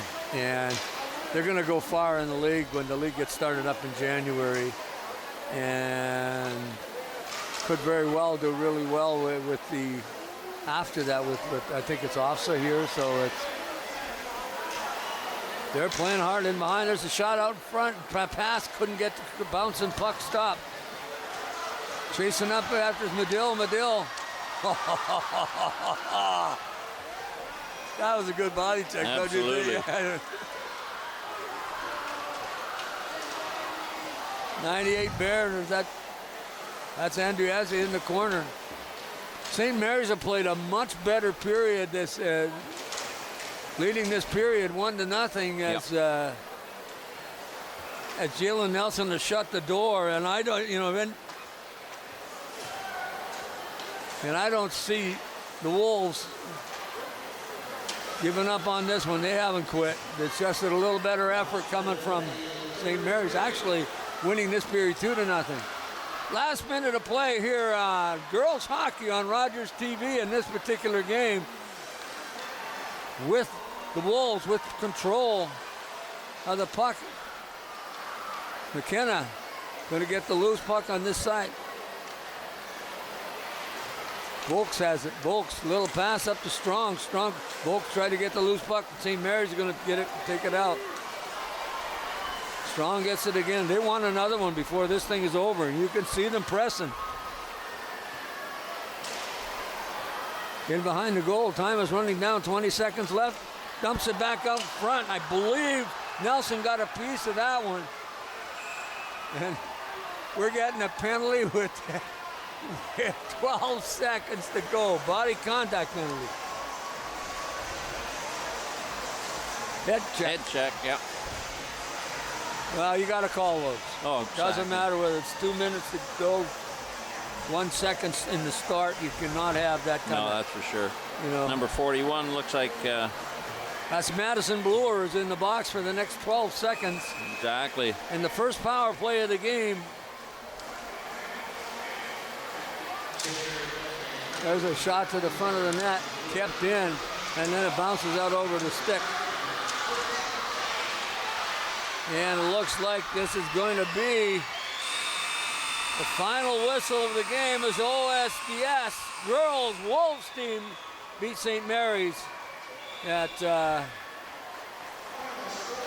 from across town here, just up the road from the Bay Shore. And but I'll tell you, full marks to the Wolves.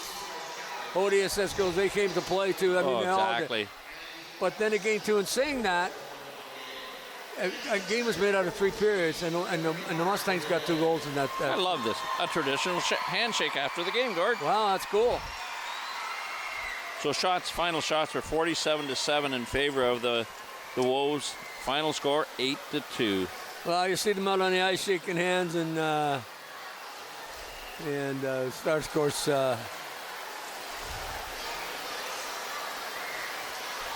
There's their, I know, go and congratulate the coaches, which I think is good too. So it's Waterloo girls on the benches for both days, and of course, I think that's a super thing about coming back and give some of the back to the community and whatnot. Well, Freddie Wallace agreed with our player of the game for the Mustangs, Jalen Wilson. Nelson, of course. Of course, we going to turn around and take a look at the other camera, but I'll tell you, there's a host of players on the OSDS girls that probably we could mention as players of the game. Oh, exactly. But I certainly like Caitlin Strong. And yeah, absolutely. I thought she played just Danny absolutely Strong as well. Yeah. Danny had a couple goals. With Rasmussen, she had 3 assists in the first period alone. You look at the kids that are out there, and as I said, you can tell the girls that play.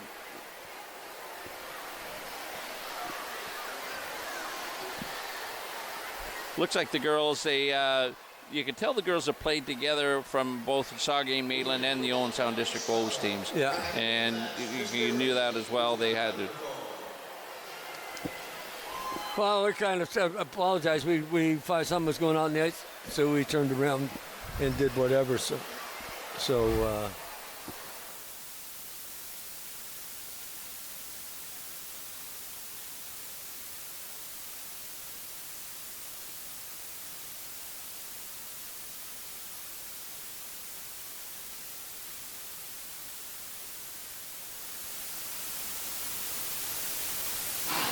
Got it?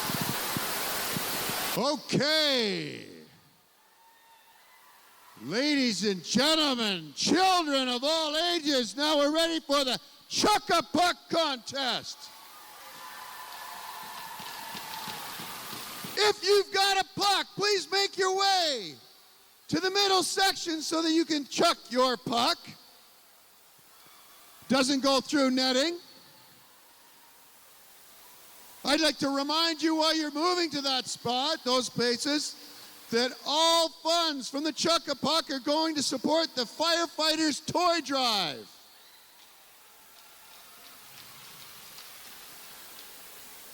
I'd also like to recognize the OSDSS leadership class for their efforts in organizing this.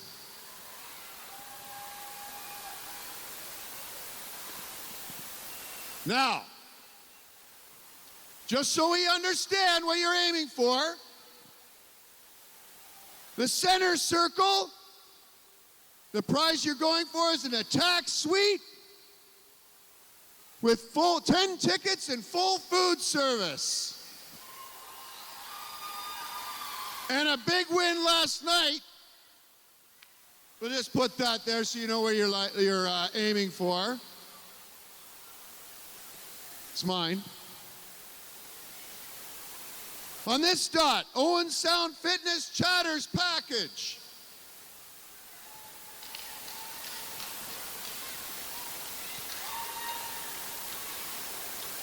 On this dot, we've got signed attack merchandise plus tickets.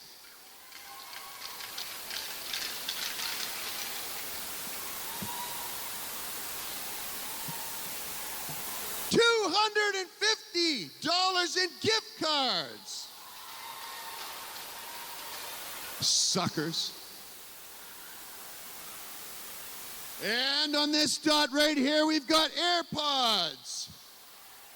Winners win.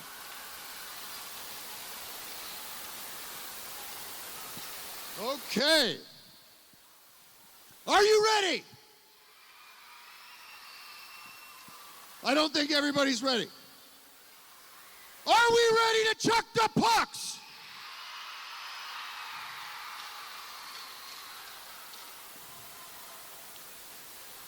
This is not, I repeat, not chuck the puck at the teacher.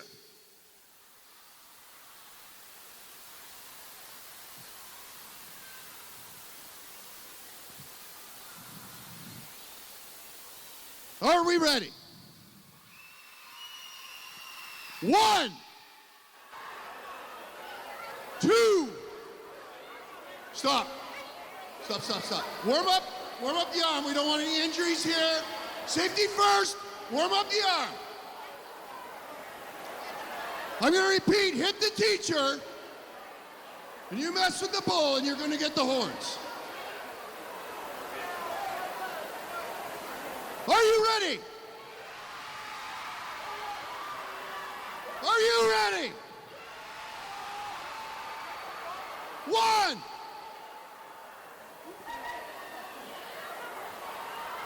1, 2. I just think we should stop, and we actually go back to some history of the chuck and puck. The only person alive that knows the history of the chuck and puck is Fred Wallace.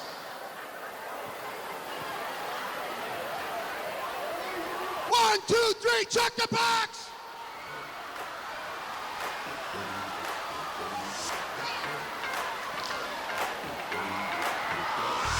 This is that ice cold Michelle fight, that white gold.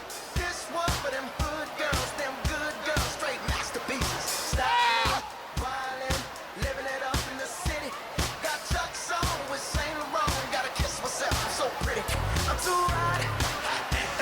Call the police and the fireman. I'm too hot. Make a dragon wanna retire, man. I'm too hot. If any of these guys get the pucks on those dots, they're going to get a prize. I see orange on 2 of them, and on the third one over here, center one. Oh, center ice. There's one right. What, 2 inches? It looks like we're going to have some fun counting this up to determine who the prize winners are. There's still pucks flying out. Well, there's the one on the blue that's pretty close there, and there's the orange one. Well, there's only one that hasn't touched the over in the far one in front of the there's one, St. that Mary's black one that's pretty bench. close to it. So, but there's one in the orange. Now we've got to hear what Rob Lee has got to say here. Oh, we got to. Now they're going to start determining who the winners are. That's puck 261. That's mine. No. Winners will be announced in due course. In due course. Now they're trying to determine who that. They're just getting the puck winners into the phone so they can determine who the winners were of the prizes that will be awarded here shortly. I have never seen so many pucks on the ice for a puck. Chuck the puck. Chuck the puck. Going to the next. Remember dot, when we're doing looks this? like we have an orange one right in that circle. Yeah. You know, I was thinking of buying some, and then I thought, oh, orange puck. They wouldn't appreciate me throwing it from here. 1-8. 2-1-8.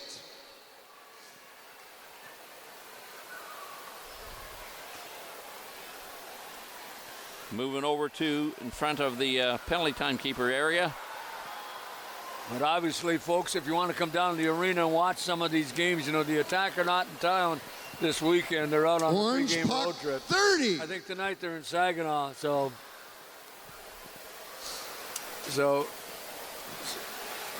pardon me, in Sarnia. So I assume the game will be on Rogers TV tonight, 7 o'clock. So I thought they were in Saginaw tonight, but there's hockey Orange being played puck, this weekend here. Of course, 7-6-4. got the boys coming up in about half an hour.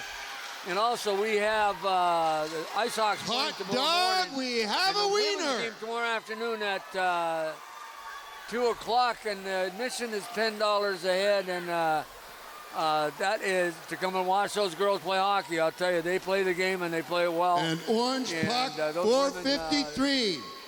Thank deserve you, to have everyone, people for in the supporting stands the watching the game. Firefighters Christmas Toy Drive. Now clean this up, you filthy animals.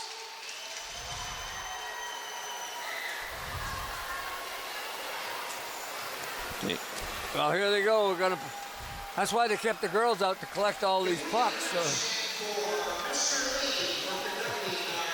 So now the cleaning of the ice will commence. We'll get some ice service and the ice service, and then we're going to get the boys to come out and play. And we're going to have the ice get cleaned of pucks, and then there'll be a flood, and then we will be back shortly for game number 2. This is true.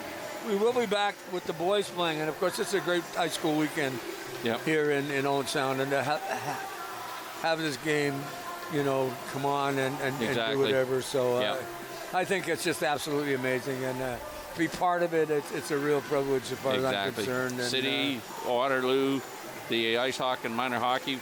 The sponsors. Yeah, exactly. And local sponsors, again, folks. Businesses that provide prizes for this thing today. I unfortunately don't have a list, but you know what? Buy locally, buy local business, support them. They support you not only with minor hockey, not ice hockey, but you see their names on jerseys on soccer, baseball, and a lot of these leagues wouldn't exist without the local sponsorship. Or as local sponsorship, they make it more affordable for parents to be able to have the kids play the game. So, you know, what a great tradition that they're starting with the hockey day last year.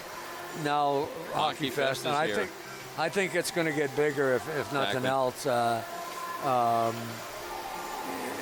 know it's been scheduled with the Attacker on a 3-game road trip, and that makes it tough for some of the stuff that's happening. But we got a University women's team coming in tomorrow afternoon. Exactly. That's one of the top ranked in the country, and in Waterloo Warriors. And my wife and I were talking about coming down to watch it because Joanne's an alumni, so come down and watch and play. And instead of talking about it, we haven't decided yet, but I want to come. Yeah. I don't think I can get the afternoon off after spending 2 days in the booth today, so whatever. But no, we really enjoyed bringing this telecast here, and it's a feature on Rogers TV. I know our crew, Mark Perry, and the boys that are on the cameras, week in, week out, TAC games, minor hockey games, weekend in the rink. They come out here, and the camera work and the direction is second to none. I watch the Attack on TV when they're away, and there isn't a better group of commentators and a camera crew and director. And I'm not saying that because I'm involved with Rogers. I'm saying that because I see to be part of this community. Yeah. And these guys do it for nothing, folks. You know, and they volunteer to come out to Rogers, and it's the best crew in the province. So in OHL. So as far as I'm concerned, it's a real privilege to work for these guys. So and Steve, I want to say hello to Ken. He's not here this weekend. Kenny's not around with us. We don't have to look up way up in the sky right now. Well, you know, I got to tell you something funny. I mean, Ken and I were doing the game together. About a week later, somebody says to me, you know, it's just, God, you're short. First time in my life I called short. I said, why are you saying that? Kenny being 6'5", 6'6". I said, I've never been called short in my life, but hey, Kenny, we miss you up here anyway.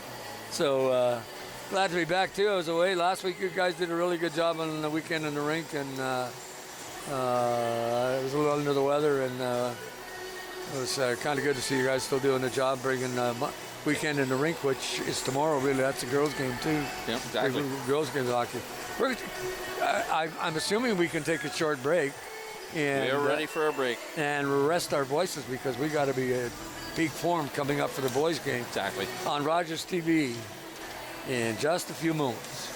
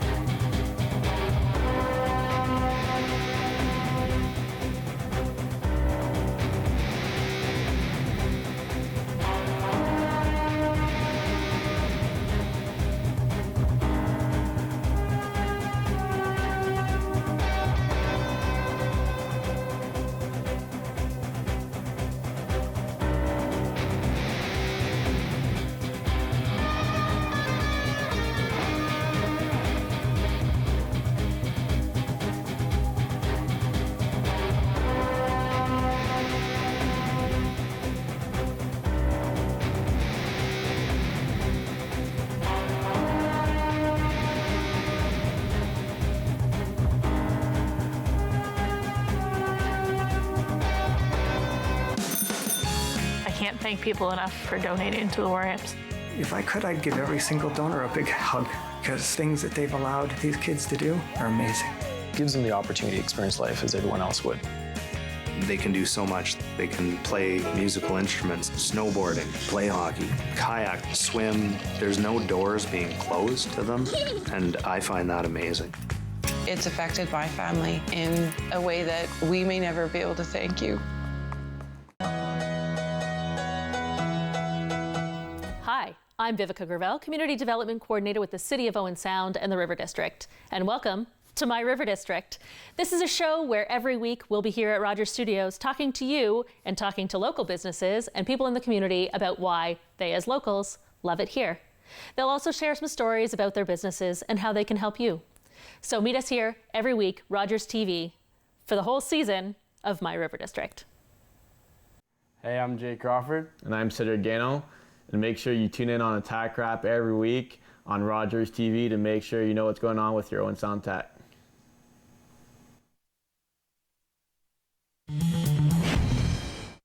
Today, I helped a senior find transportation to an important medical appointment. Today, I helped a new mom find virtual programming so she didn't feel so isolated. Today, I helped someone understand new government supports. Every day, 211 navigators connect Canadians to critical government and community programs and services.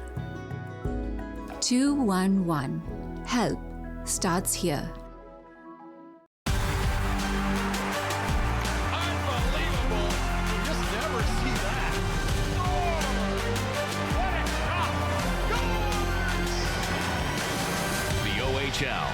Rogers TV.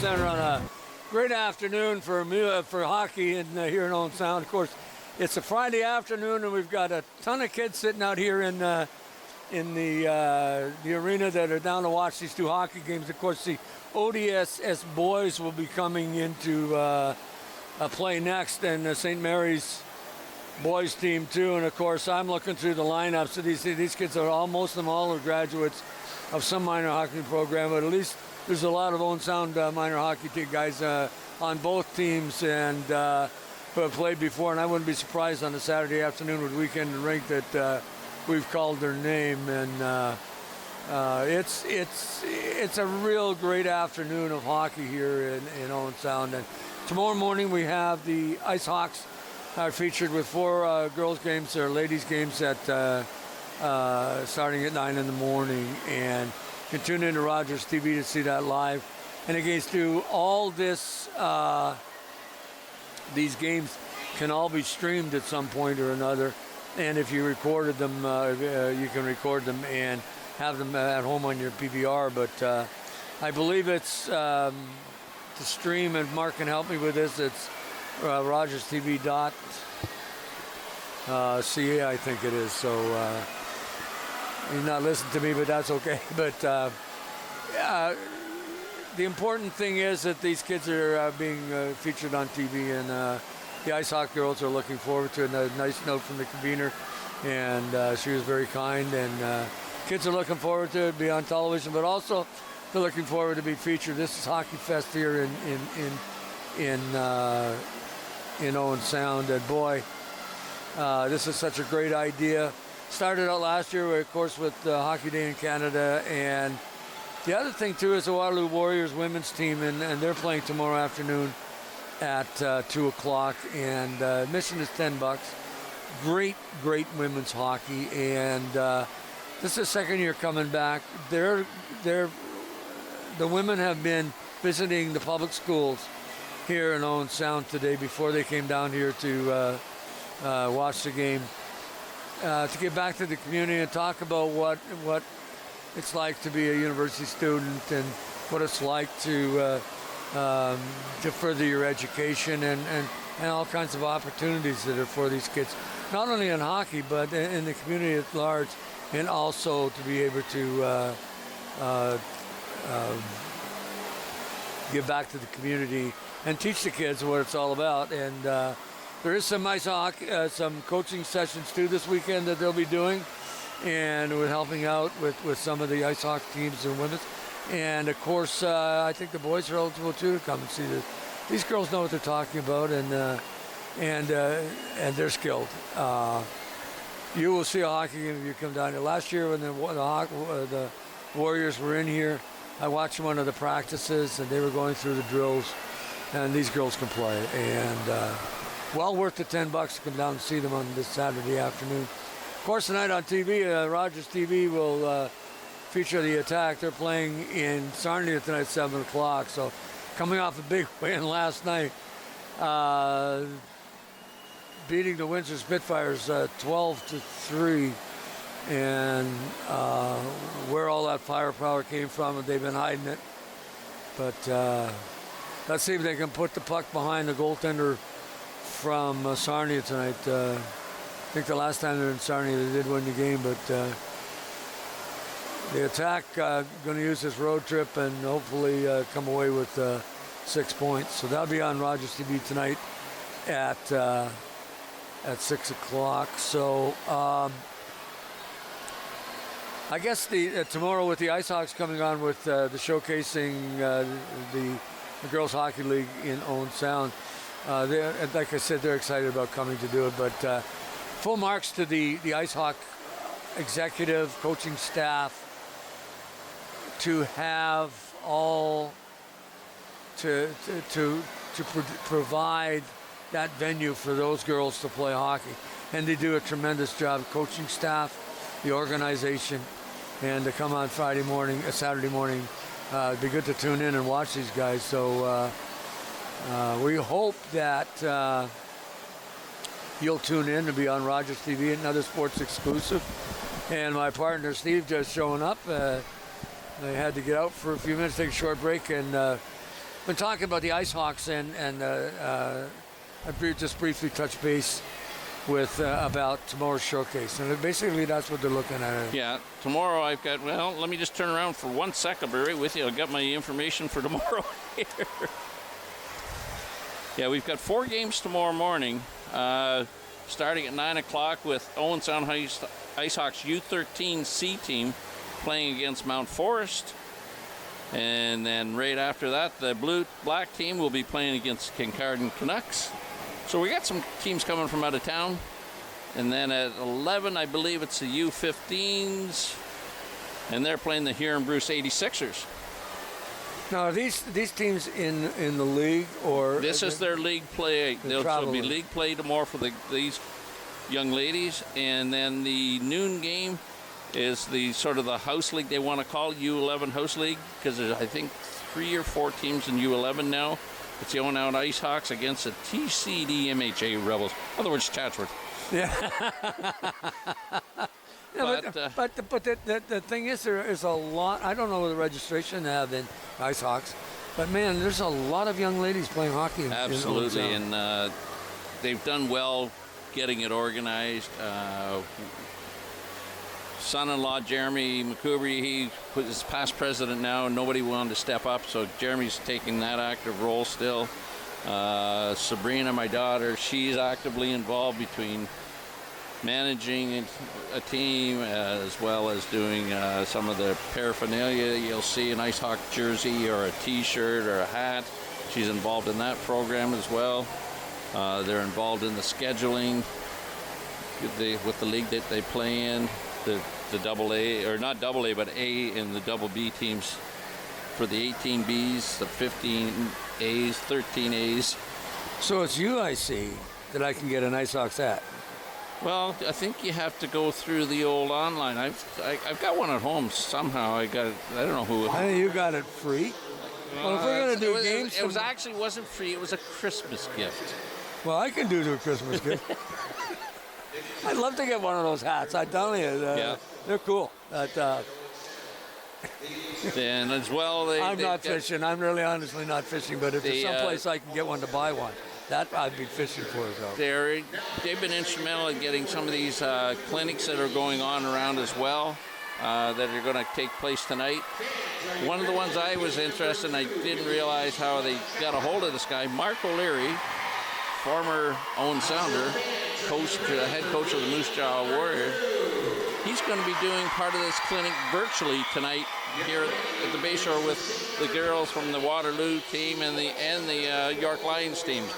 That's how's Upper giving back? Well, technology is absolutely amazing. Yeah. I know. I've used it over COVID. Yeah.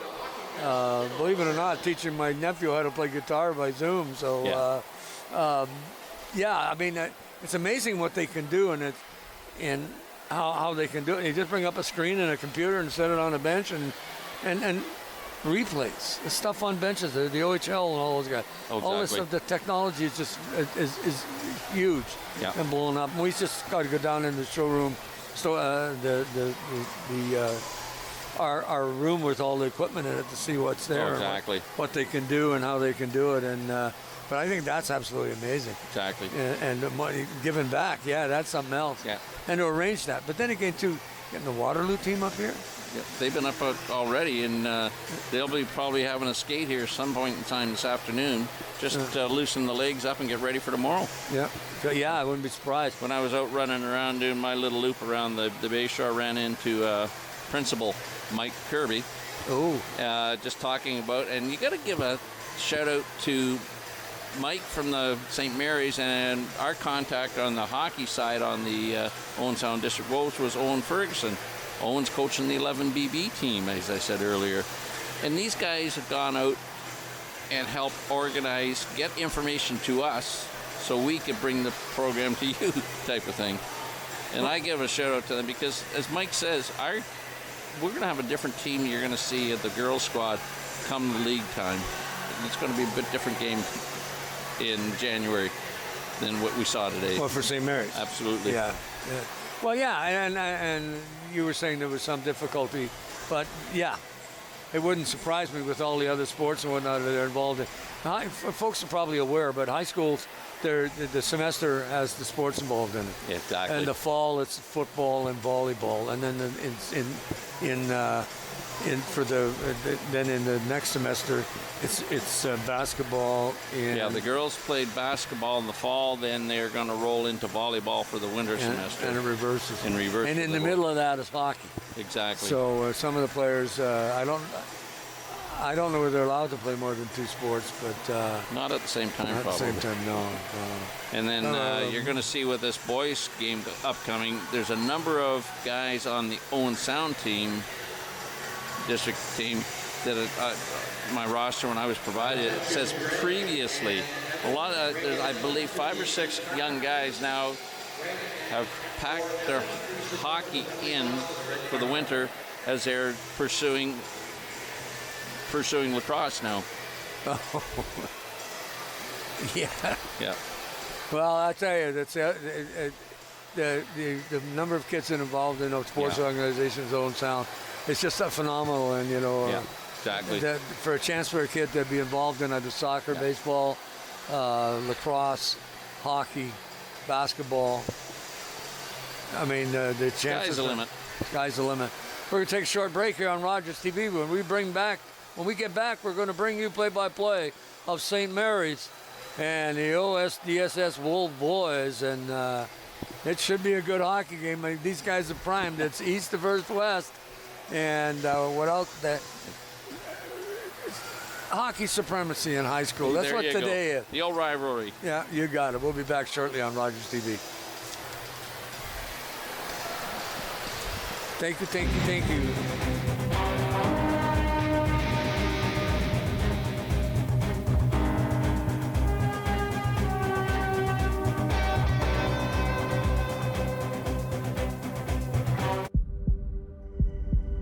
We can be hurt. We can be bruised. We can be broken. Slowed down, confused, and even numbed. But we can't be defeated. We're built on a foundation that's strong, our mission unwavering, and together we'll beat as one. I'm Mayor Ian Boddy. If you want to understand the decisions being made about your community, please join us on Rogers TV Cable 53 on Mondays at 5:30 p.m. or online at rogerstv.com to watch the Owen Sound City Council. You can also read our agendas and reports or watch replays of meetings at owensound.ca. We hope you'll stay informed and we hope you'll tune in. Thanks.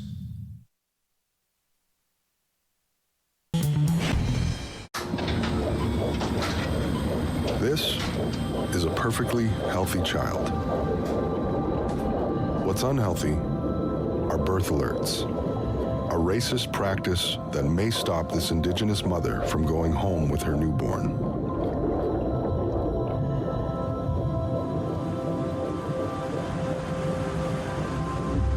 Become an ally. Rise above racism in healthcare. Lovely viewers, it's your host of On the Couch, Antoine El Hashim, reminding you to tune in for every episode of Season 9 of the longest running and most loved local queer talk show on Rogers TV. Check it out. Every year, Dozens of Canadians are killed or seriously injured because they take risks around railway tracks. Talk to your loved ones about rail safety. Visit stoptracktragedies.ca.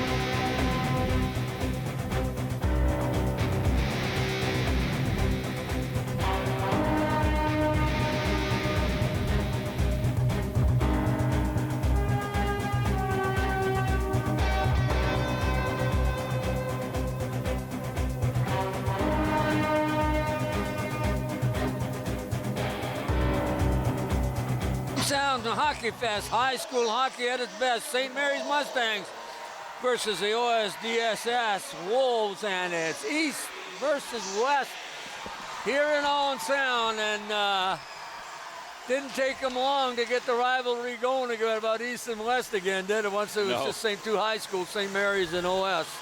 No, that's for sure. You're going to see a great tilt here this afternoon as the two teams. We're going to have, looks like we're going to have two referees and two linesmen out here this afternoon. Well, I think we may see. I'm not sure whether this is going to be a contact game or not. We'll see. Oh, it will be. Oh, it will be. Will it? Okay. Oh, yeah.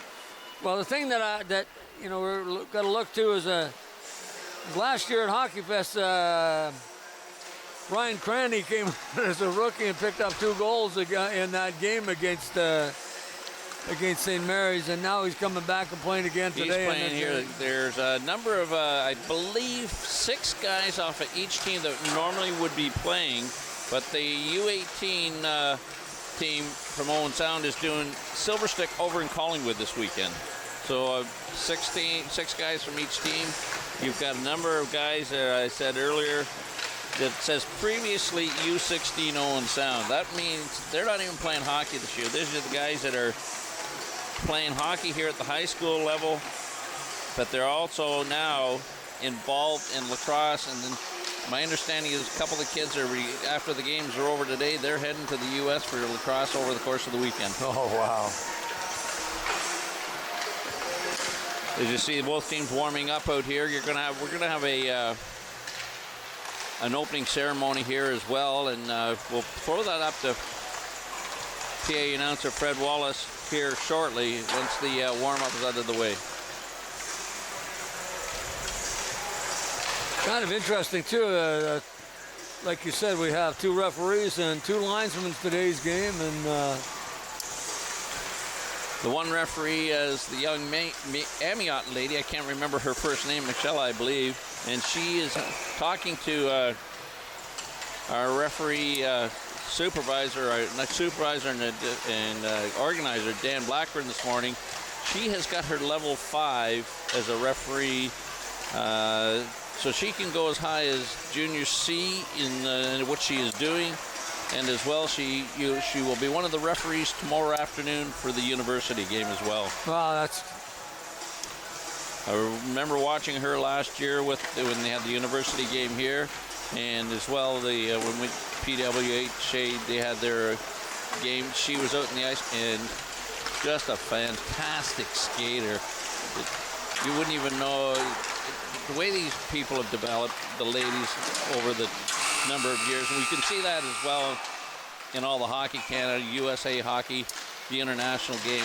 These ladies just unbelievable skating skills and puck handling skills. Oh, it's a treat to watch it, and you know what? The crazy part about we think it's good now, it's going to get better. Absolutely. It's the only way it can go. It's going to get better. And this professional hockey league is starting up, and the best players are going to go out there and play, and they're going to draw. Yeah. Everybody thought about women's basketball in the U.S. I mean, what was it going to do? Go in the center? They are drawing crowds, and people are interested in the athlete and what they do. So I see the same kind of future for basketball, that happened with basketball as happening with hockey. And if the promoters and whatnot do it all upright, how many times have we said this? You look out there on the ice and you're watching a girls' team play. I don't even tell you differences the hair that's going down the back of you know.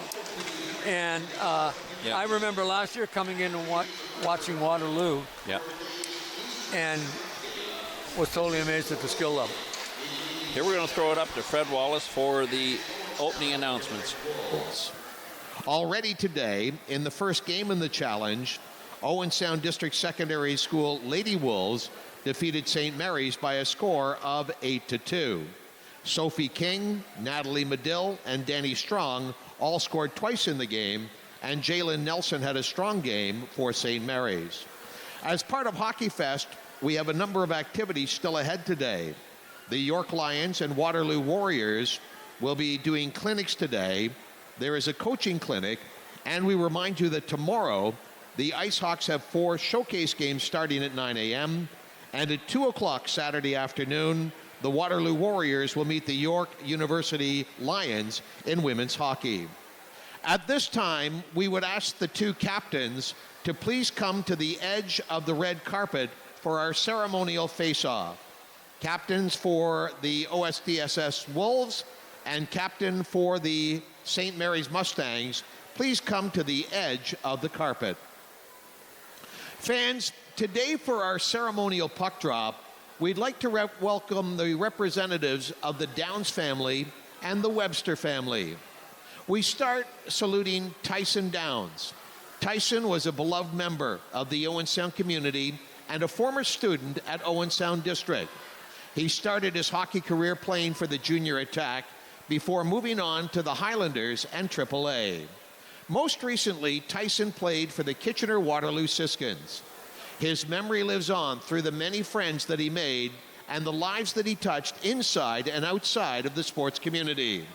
Please welcome to the ice surface Tyson's brother today, Gavin Downs.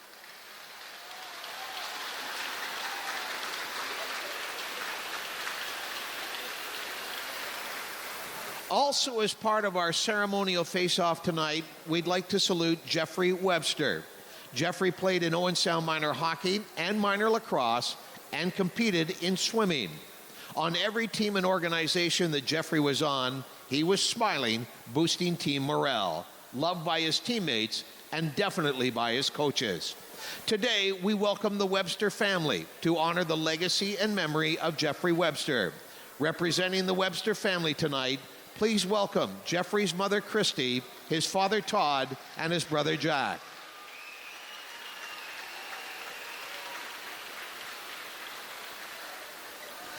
And now we'd like to have our ceremonial face-off between the Wolves and the Mustangs with Gavin Downs and the Webster family.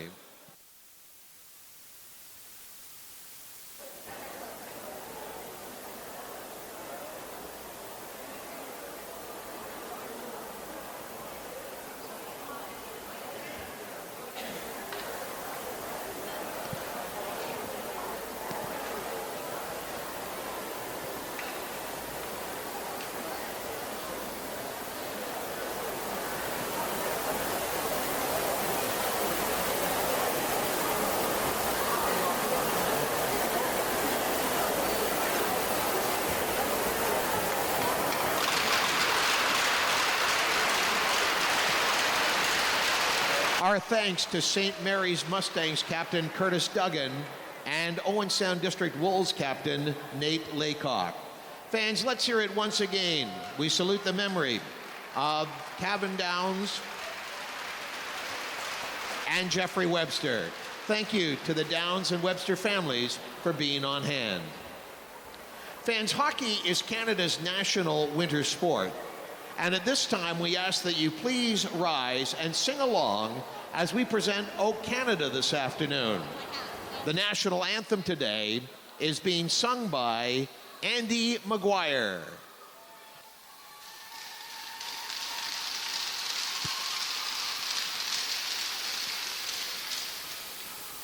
O Canada, our home and native land, true patriot love in all of us command.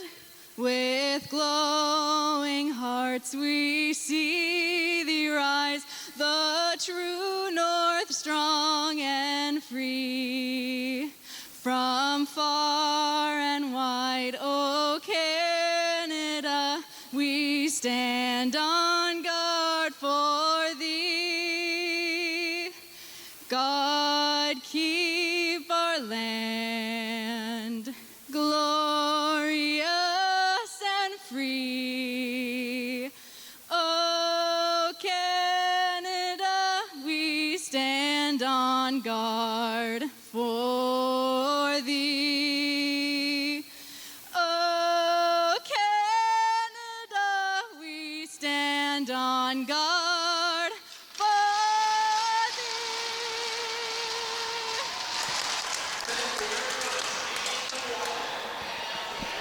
Wow, we're just getting set to go for this hockey game right now. All the ceremonies are over, and kind of a tough day for the families of both those players. And I remember calling the Downs kids' name in minor hockey a couple of times, and it's unfortunate all that kind of things kind of happen.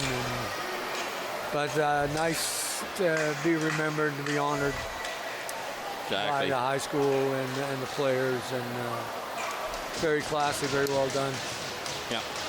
So attending the net for the St. Mary's Mustangs, looks like number 1, Jacob Clooney, is going to be in net for the Mustangs, and then down at the other end of the ice at the north end to our left, number 75, Miles Plater.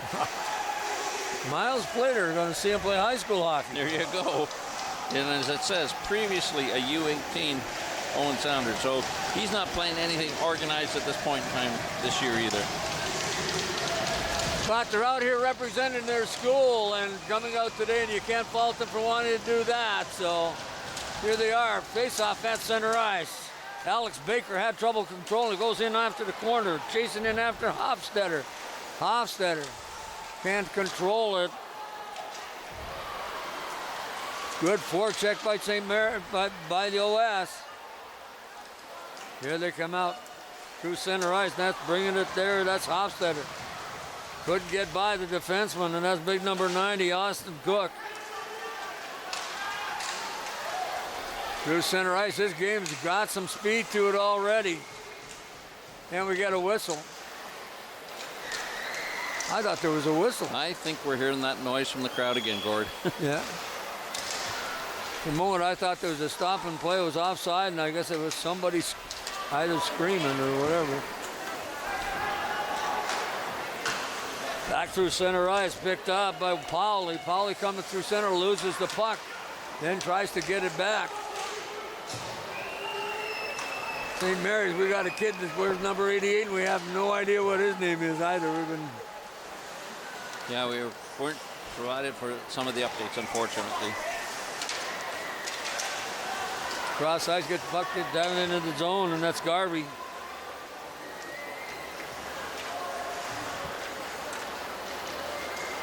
Here we come through center. Picking it offside, is bringing in the puck over the blue line with Ryan Cranny. Looked like a good rush, and then it had stop at the blue line. Cranny playing with the U16 Highlanders this season.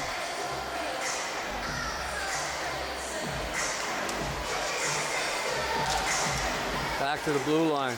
Puck just slowly dumped in.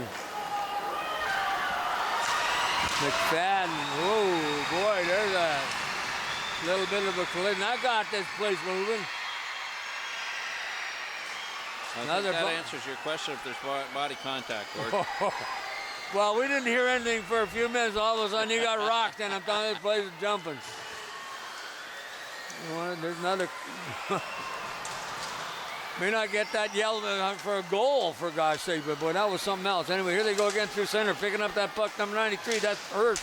Hurst takes it into the corner, going to chase it down, does.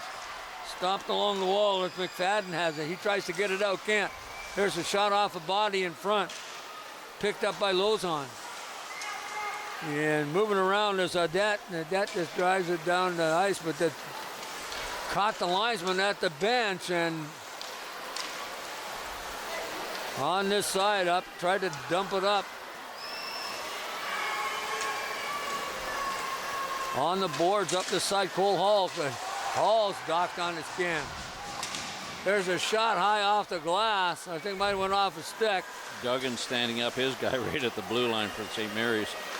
Brody Crucibrink with the puck.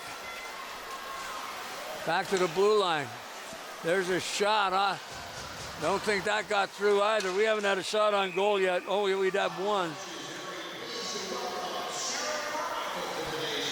Faceoff's going to come outside the blue line as the puck was. Oh, they're going to keep it inside. Puck high stick the puck. Draw to the left of Miles Plater. 16, that's Hofstetter. And face-off circle. Mustangs have the puck. Long lead pass off the wall. Can't get it there. Picked up by Crucibrink. Crucibrink loved it forward. And that was Hofstetter. Managed to get a hold of it. Feeling each other out right now, these two teams. And boy, they're out here to play. Laycock in his own zone. Cross-ice pass off the stick. Had trouble getting a hold of it. This Austin Cook. Cook has it coming through center ice. Cook over the blue line. Has Sam Salazzo with it. Cook still with it. Stopped at the blue line by Laycock. Laycock tried to slice it through and he got taken out of the play. Crucibrink dumps it off and gives it to Alex Baker. Baker off a skate and it's going to go down the ice and probably icing. That went off Hofstetter's skate and just scooted down the ice, and we're getting stop and play. Face off to the left of Jacob Flooney, who's starting in this goal. There's a good picture of Miles Plater. 4 minutes into the first period. Only one shot on net by the St. Mary's Mustangs. But there's another shot on goal. Flooney makes it. Now we're one apiece. Mustangs, oh, nice defensive play right in the slot by big number 67, and that's Dylan McFadden, and then he had trouble controlling the puck and ended up down inside the zone. A little bit of forechecking going on. McKnight along the boards. He can't get it out over the line. Little forechecking. Sampson. Well, West having trouble getting out of the zone. Mustangs get control. Then they lose it. Here they come again. Through center, Solomon. He gets taken out nicely by McFadden at the blue line. Can't get anywhere into that zone. Puck back on this side. Jonah Kerr. He gets it up along the boards. Nice pass to Leighton Hurst. Hurst chases it into the corner. And then puck is bouncing around. It comes out along the wall. Oh, nice play there. As he tried to be fancy, should have just got rid of it. Couldn't keep it in at the blue line. Little back pass. Goes over to Jonah Kerr. Kerr has it.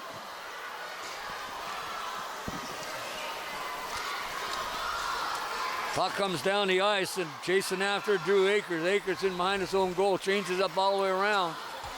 And we're getting icing. Icing once again. Faceoff's going to come to the right of Jacob Flooney. Well, it's hard to believe we played 6 minutes of this period and only got 2 shots on goal. Exactly. All kinds of chances. A lot of block stuff already. Oh, it certainly is.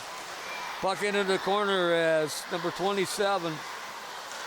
Crucialbrink knocks it back in. Oh, puck into the slot area and then right beside the net. In front. Back at score. There you go. That was complete as Braden McKnight opens the scoring. It looks like that boy, McManus, number 98, gets that opening goal. It could be, but I thought for sure, well, 93, 98 looked the same from this distance. Here you're going to see so. McManus come in on the, he's parked himself just side of the net. He's going to come out, and there's McManus standing in the open.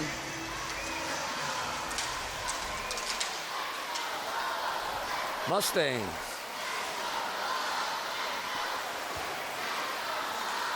The Wolves up 1-0. Mustangs are pressuring now. There's a shot just by the corner. We still haven't figured out who number 88 is yet, but boy, that was a close opportunity. Puck crossing the blue line, chasing after it. Taylor Bennett. Bennett tried to center. He gets rubbed out. Little body contact there. Puck comes back to the blue line, just fired in. And that was Nolan McVicker that's heading to the bench and get that shot. Laycock. Pass through center, right on the stick of Johnson, and Johnson can't do anything with it. Laycock just left. Then there was another 2 hits. That was something else, I'll tell you. And then a couple guys tried to go back after Laycock. Yeah, after 2-on-1. Down ice. Majori. He takes the shot, and not going to waste any time with that one. Miles Plater, big glove out. Stops that one. Looks like it might have been wide, but Miles said, hey, I'm going to hold on. I had 3-on-1 on me. I thought it was a good shot. Yeah, it was good. Hey, he slid with it, though, and that's the big deal. But you know, these kids, these goaltenders, I'm telling you, they go to goalie school, and they learn some of this thing. There's Freddie up to his old turn. We can't each other thinking here, but that's okay. On the side to McFadden. McFadden had trouble control the puck, gets back into the corner. Helping out is Crucialbrink. Wolves keep the puck in. Fired around this side. And here come the Mustangs, little back pass. Flooney. He can't get over the blue line. Does. Puck comes back out. Going to be offside if he doesn't hurry. Gets we got a it penalty adjusted. coming up against the Owen Sound District secondary Wolves. We're going to get a roughing call. Well, we didn't think that wasn't going to happen, did we? No. So going off for the roughing call, Jonah Kerr at the 7:44 mark of the first period. Kerr's tripping to the referee. He didn't do it. How many times have you seen that? Well, yeah, exactly.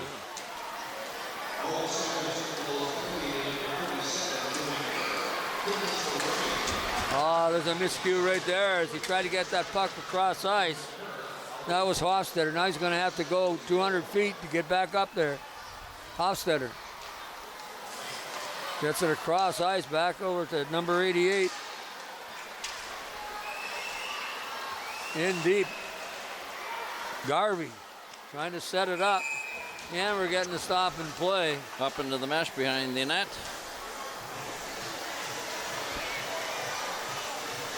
So 1:32 remaining in the penalty to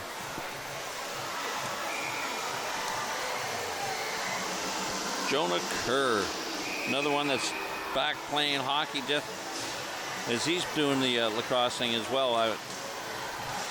Wyatt Pauly at center. Kept it in at the blue line. Was McKnight, and then of course puck goes up over into the bench. Gonna get a face-off just outside the blue line.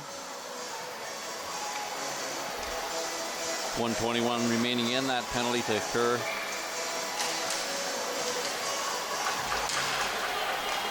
There they go on the power play. Pass through center, picked up.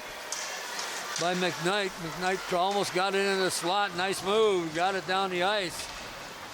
That's Laycock, I think, cleared it.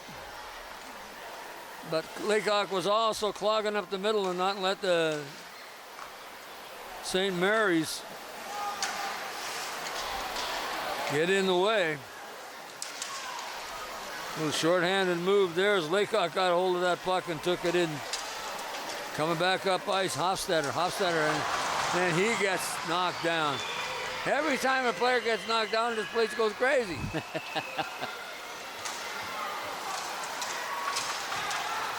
Having a heck of a time getting this power play started. The time is running down. They lost control of the puck and tried and then they're changing up on it too. So coming through center, Ryan Cranny. Cranny in on goal. Cranny takes shot, score! Short-handed goal. Whoa! Cranny at the 9:30 mark.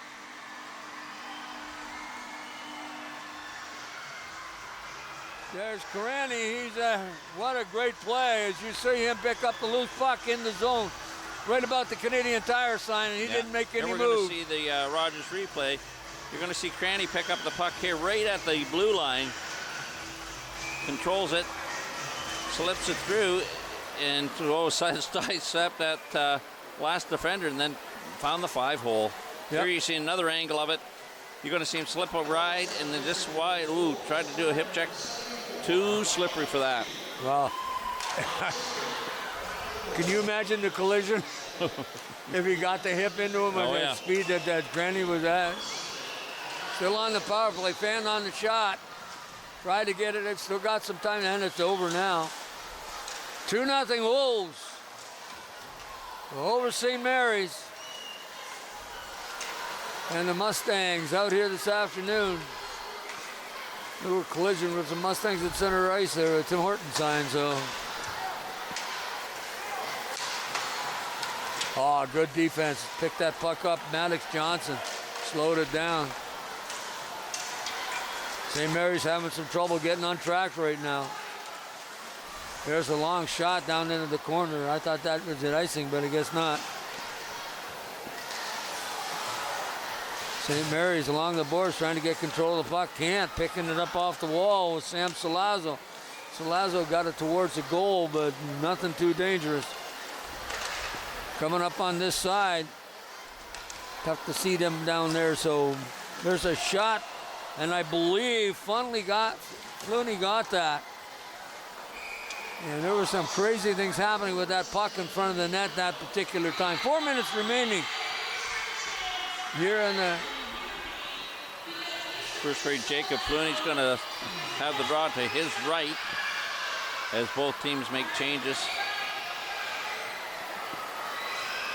Looks like Paulie's going to take it for the Wolves, and it was number 27 Crystalbrink, I believe, right? I think so. And here they come right now. I just kind of watching the crowd a bit, and there's some crazy things happening, and as you were talking about them, and I believe the ice cream or something being thrown out over there. Kids are going, here comes a puck in front of the net. Crazy things happening here at the arena today. Laycock, he just keeps it in, but it didn't stay there. Should have been an interference call on that, but nothing happened. Blocking. Tried to center it out in front.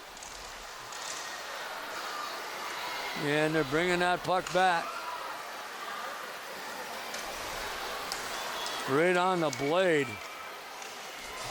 of Powley. And then Powley's just taken out by McFadden. Yeah, exactly.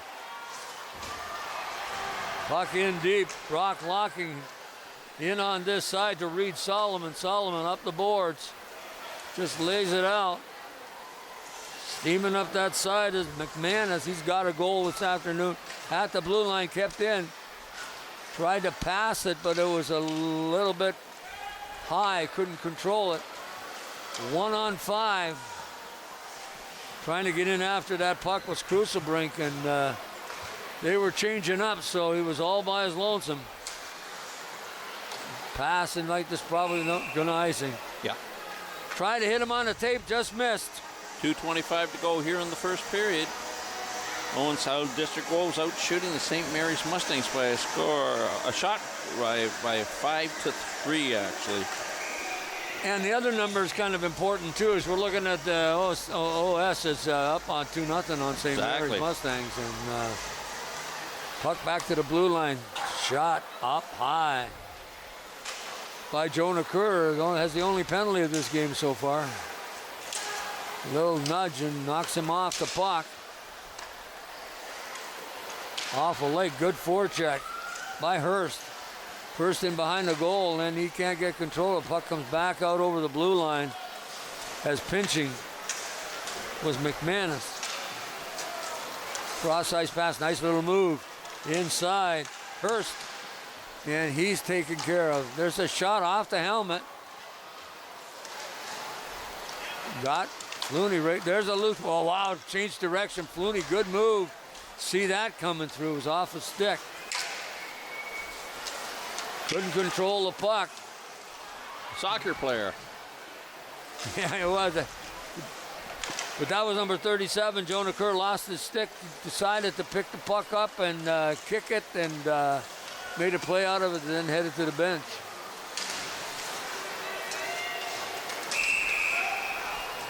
Hand pass.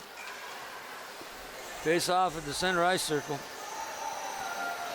Going to take it back right in front of the St. Mary's bench with 1:15 to go here in the first period.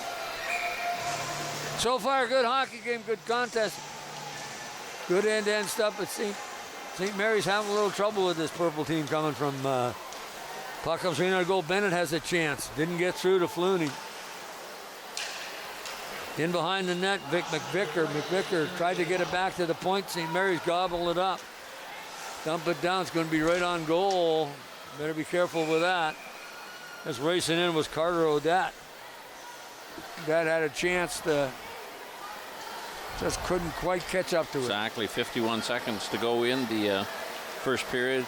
The St. Mary's forwards and OS forwards change up. Face off to the left of Mr. Plater. Chase Garvey at center for the Mustangs. Moving around that puck. It was a Hofstetter. Tried to get it out in front, couldn't get it there. In behind it. This is some pretty good hockey today, folks, I'll tell you. Oh, just missed a big check. Was 9 wide. Powley get a chance on goal off the blocker, and that went wide. Almost a 2-on-1, couldn't get it. So now we're going to gets through the, and he's hammered. And the penalty coming up. Laycock just caught him. They're going to call it for a trip on that one, I believe. No, I think it's going to be interference, to be honest with you. Well, we're going to find out here. Well, you're right. Darn, I hate it when you're right. Laycock getting to the penalty box, giving the Mustangs a chance to tie this game up with 15 seconds left in this period and get a little break. Come back and get things controlled. Do it quickly. Back to the blue line. Oh, hopped over the stick. Almost quickly picked it off with Solomon. Remember, the second goal that the Mustangs got was a shorthanded one, so he might be looking for that again and just fired down the ice, and there goes the horn. First period's in the books. And full marks to the Wolves for being up on the Mustangs 2-0. They played a super period. It seemed like that the Mustangs have a little trouble with their legs underneath them. I don't know. Yeah, exactly. But good contact, good pace to the game.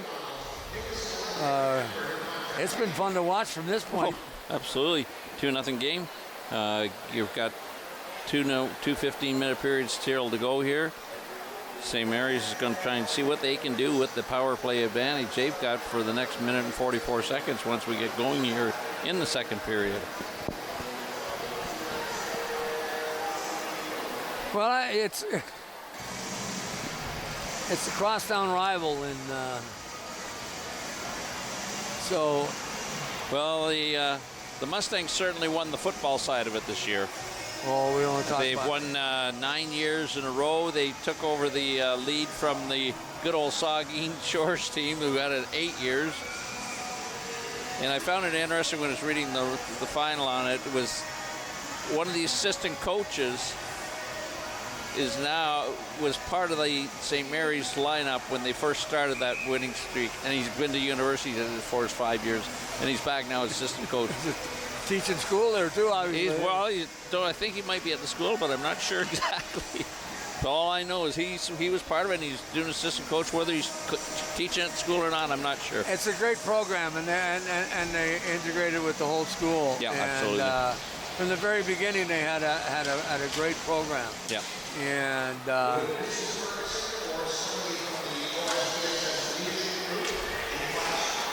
there's a shot just whistled by, and it's still on. You would never know that there's Cranny again looking for his second shorty. Cranny is just unbelievable out there this afternoon. Got the wheels rolling, doesn't he? Oh, is he ever. But killing this penalty off, he's just been all over the place. But here they go. They have the puck in behind the goal. Puck back up. Polly had it, and then goaltender Flooney just gets a piece of it. Or pardon me, Plater. They changed ends. 1:06 to go in the penalty. Face-off going to come to the left of Miles Plater. As it looks like Nolan McVicker is going to take it for the Wolves, and here we go. Maddox. And coming up quickly along Austin Cook. Now they're going to play a little 4-on-4 hockey. For a short period as we've of got time. another tripping call going to St. Mary's this time. I think it's number 88 that's going to get it. And we'll better listen to his name.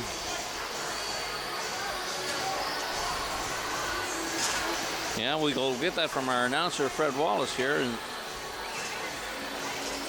I'll let you listen. Face off deep in the zone. 4-on-4 hockey faced for with the same thing we are. Next 58 seconds.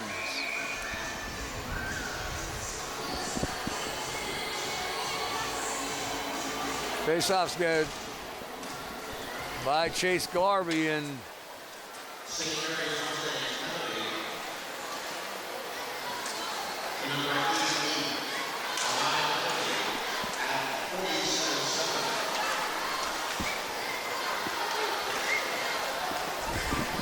well, I guess Mr. Wallace doesn't have his name either. Yeah. They were provided to him as well. Anyway, here they come. There's a little bit of dead air here. We got to get moving, but trying to figure out who that number 88 was because we don't have him on our list. But 4-on-4 hockey. And right now, St. Mary's had the upper hand, but coming down the ice. Number 21, Drew Akers. Akers just a little backhand. It's wide. 8 seconds, and there's the shot. Jacob Flooney makes the save. In 4 seconds, the Mustangs, or pardon me, the Wolves will go on the power play. Exactly. And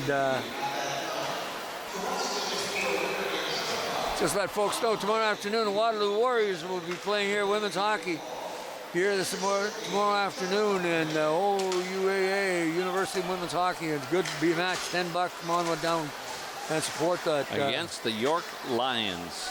York Lions. And York just beat Waterloo, I believe the last game they played. I was watching an interview with Dolly Meigs earlier this week. So there's a little payback coming up. Oh, hopefully. There we go. It's fired in behind the net. And that's what's McFadden trying to kill some time. Comes back to the blue line. Fanning on it was Laycock. He gets it again. Laycock's pretty clear. You see what he's going to do with it. Tried to center it out in front. Thought he'd use his points, but he didn't. At the blue line. Brooks locking.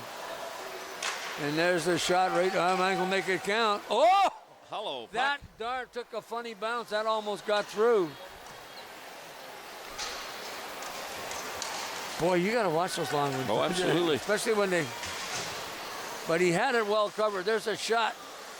Not sure where the puck is. In behind the goal. That was Cranny once again. Yeah. Tipped up. A little high stick maybe. No, didn't make contact. Cranny. Again out there having...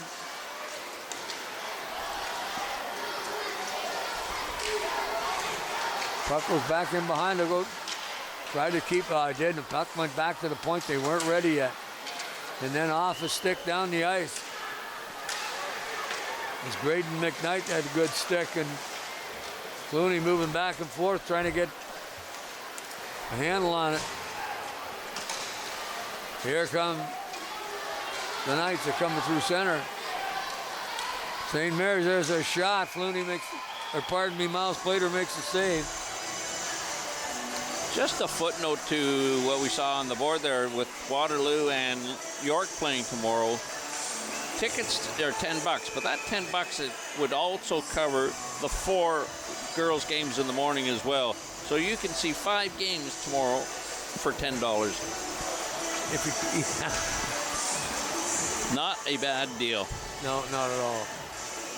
And it's a really good. That's a picture of the students that are here at the game. I figure every one of them should get a detention for all the noise they're making. It's hard to hear here.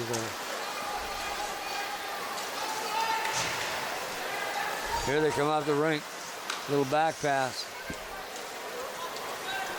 Giving off to Akers. Akers just coming right in on goal. Loses it just as he gets to the goal line. Centers it right back out in front. Kept in at the point. On this side. Powley. There's the, pardon me, and Cole Hall. St. Mary's trying to get control of it in their own zone. Finally do, and that's Hofstetter. He slides it back in behind the goal. Comes on this side. Kept inside by Cole Hall. Hall cross ice to 21. Drew Akers, and his shot went off a body and up into the glass. Well, we're going to get a tripping penalty for him in behind to OS. OS is getting a penalty.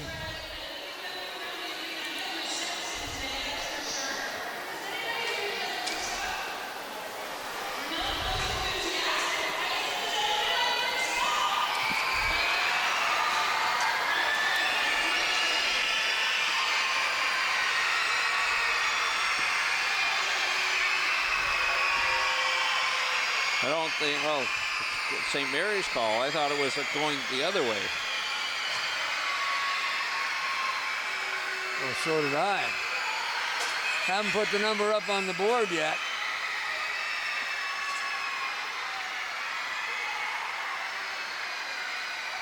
St. Mary's, and I think it's number 90. Number 9, Aiden Flooney's off for the trip call.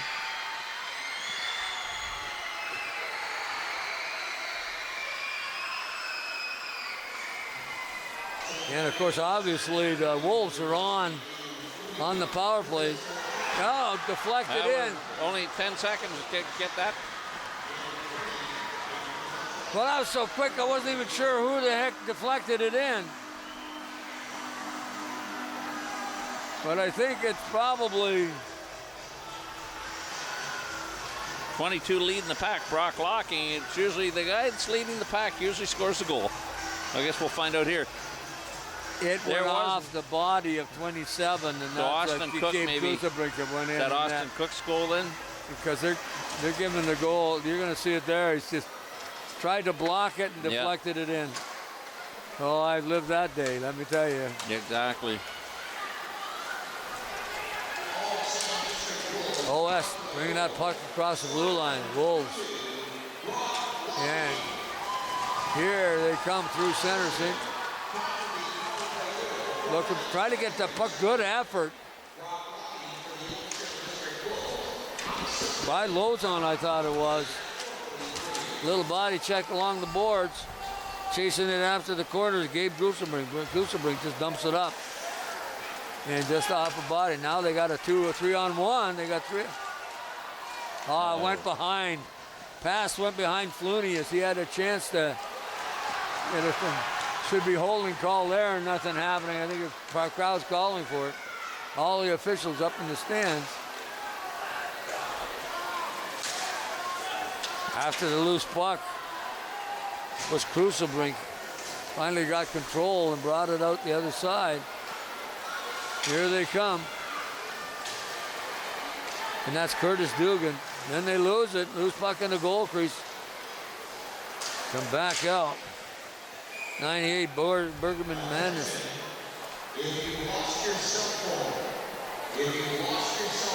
So the Wolves now have had a even strength goal, a shorthanded, and a power play goal this afternoon. What? Out shooting St. Mary's by 11-6 margin now. And yeah, but we've got a shorthanded goal though. Well, that's that Mr. Cranny had the shorthanded goal. Yeah, that's true.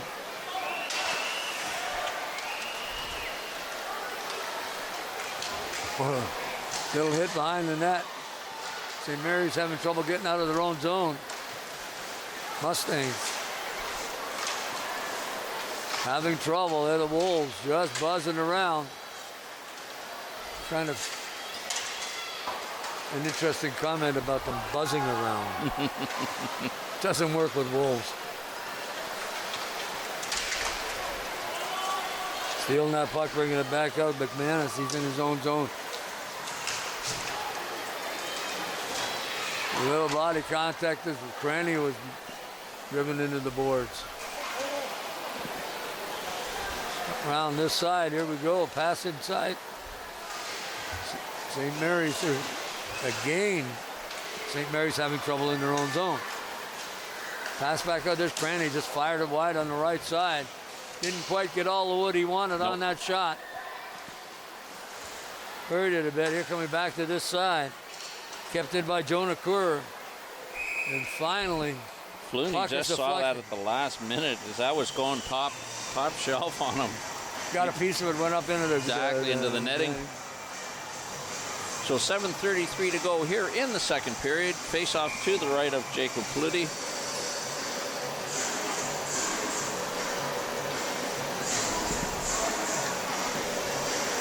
Here we go with the face-off now. Loose puck right in the goal crease, and finally, Jacob Flooney puts his big mitt on it and stops it. I haven't seen backup goalie getting Kerrigan McGregor to come in and play, but McGregor or Austin Ullman. His younger sister actually is playing with the A15 team. The family moved up from Kitchener last spring, and here they are playing hockey in town. Hockey's an interesting community, let me tell you. And it doesn't take long to get accepted. No. Coming up ice at big number 21, and that's Drew Akers. Akers on the right side, couldn't control it. Finally, is it going to be a 2-on-1? No. Good poke check by Crucibrink. Avoid a 2-on-1. In behind the goal is Akers again. Akers tried to get it up through center, did. Get it up to Pauli. Pauli along the boards. Oh, what a nice place to try to stretch that out. Sam Salazzo had a chance. But then don't sell Flooney short on that one. He made a really good stop. Got that big pad out. St. Mary's crossing the blue line. Can't. Up they come. Reed Solomon got a 2-on-1. Solomon looks like he had Cranny on one side. Defenseman blocking the shot. Good play. That Gabe Crisselbrink, and again, once another good defensive play. Maddox, Johnson couldn't try to get it in front, couldn't. Then they're just going to dump it out. It's going to go down the ice and going to be a icing. And we're going to stop and play with 6:08. West sure has come to play today, haven't they? Oh, both of them, both teams, right? Oh, here we go. We're going to get some noise for you, Gord. I think it's absolutely fantastic. We've got this arena pretty well, done, almost full of students. Come watch the game. We've got teachers here too, and I think this can just get bigger. Oh, absolutely. In behind the goal, McFadden. McFadden's had a really nice game for St. Mary's. When he's out there, he's handled the puck very, very well, and good hustle. Oh, I think Laycock's going into the penalty box again. You know what? A little extra. With Laycock, that hasn't changed his minor hockey. No, he was like that then, wasn't he? Yeah.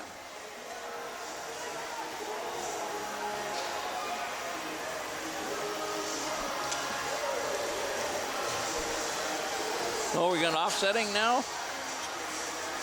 No, here comes somebody from St. Mary's now. Well, there's two guys from St. Mary's going in. No, just the one.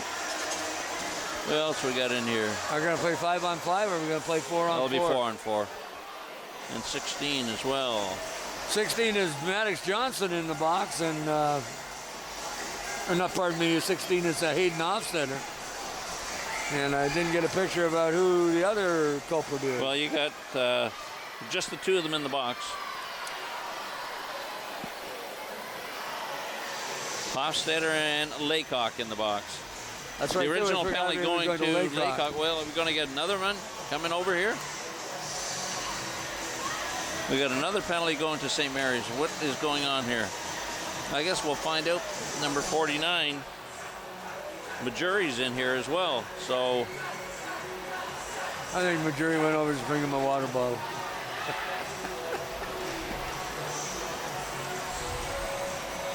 Yeah.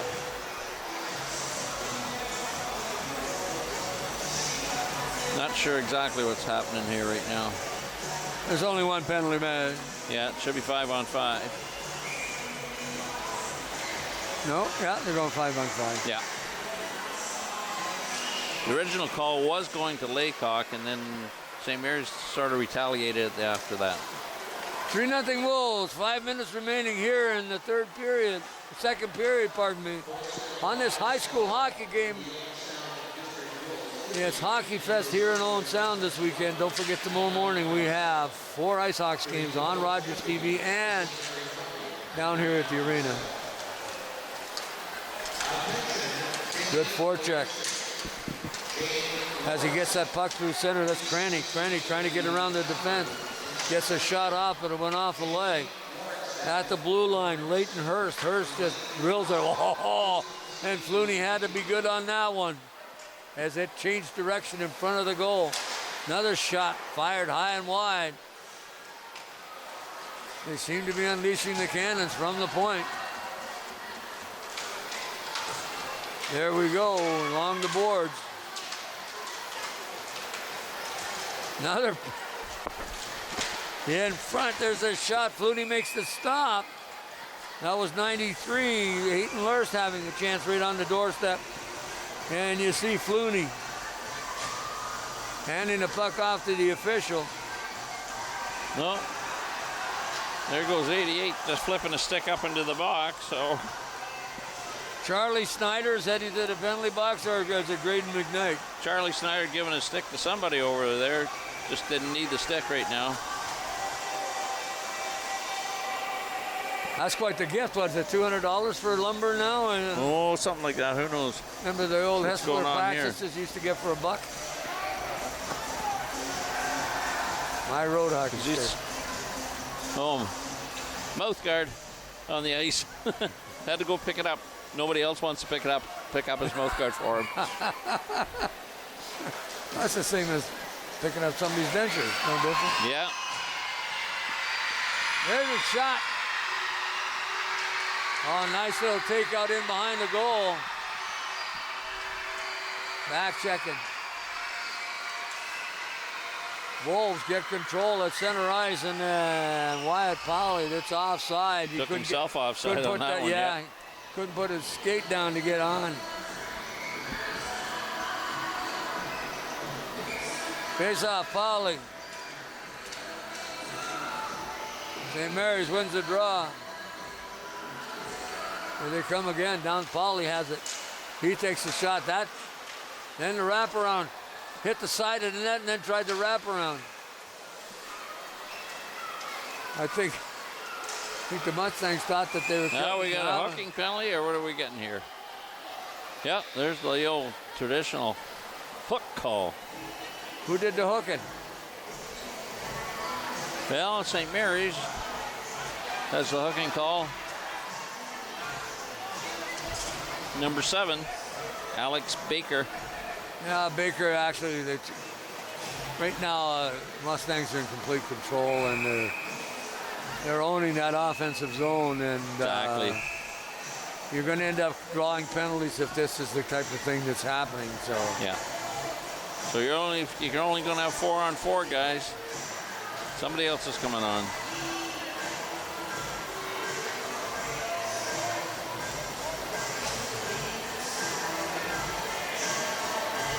Couldn't make the change.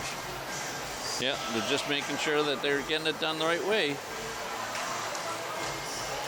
Face off in the circle. And it's won by Taylor Bennett. And then Flooney just puts a big mid on and stops the play. Boy, there's quite a crowd of kids here this afternoon. You see Aaron Rodgers, you know.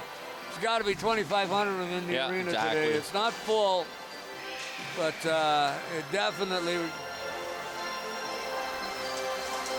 There's a shot just fired right in on goal. The offsetting Miners are just... Now they...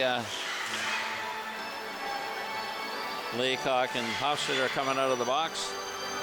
Laycock going to the bench, or they're going to tell him to stay out. He'll be out there on the power play here.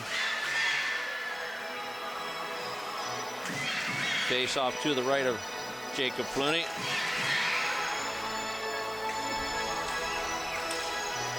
Finally, somebody won the draw, and it was St. Mary's, and then Laycock along the boards. He gets pushed a little bit. Cranny got some speed, try to get that backslash through the middle as he was being bothered, and it was knocked away. Whoa, Laycock just leveled. Chase Garvey. Garvey's trying to figure out what county he's in now. Well, they look at each other in the eye after it was all over. Oh, tried to deflect in front. Good chance by Wyatt Powley. Cranny and Snyder in behind the net. I think they're both going to go. Snyder not too happy with Cranny. They're going to call him from offsetting roughing, probably, I would think. Well, I was wondering when we were going to get this.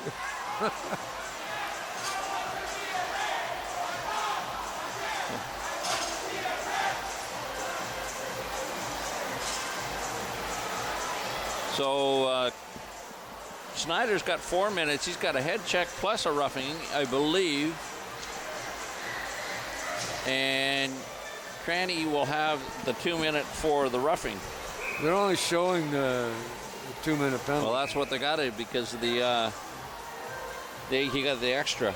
They don't put Crannies up on the board with the offset.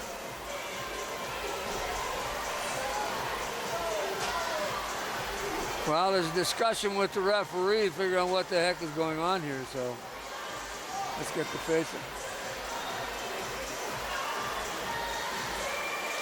So OS has got going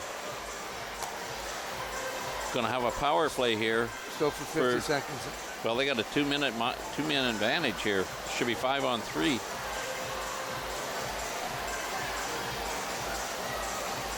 Yeah, it's going to be 5 on 3. It's got to be.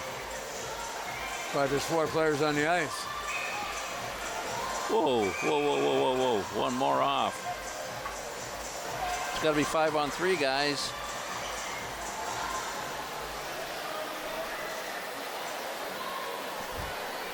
Simple math. You got 2 penalties on Mustangs and nothing on the board for the Wolves. But they're not leaving the ice. Oh, now he is. They didn't want to do it. No. All along the boards, that big 93, Leighton Hurst. Hurst gets into the open area. Nice play, defensive play by number 29. Reese slows on to get that puck out. Turning through the offside. Leighton Hurst bringing that puck in, and purple jersey didn't wait for him. Boy, on a power play 5 on 3 and you give up an offside, that's a momentum killer. 39 seconds in the 3-man power play. There's a shot flipped off a leg. Good block by number 27, Kuselbrink. Puck outside. St. Mary's going to let it be out there. Into the slot area. Good, great play.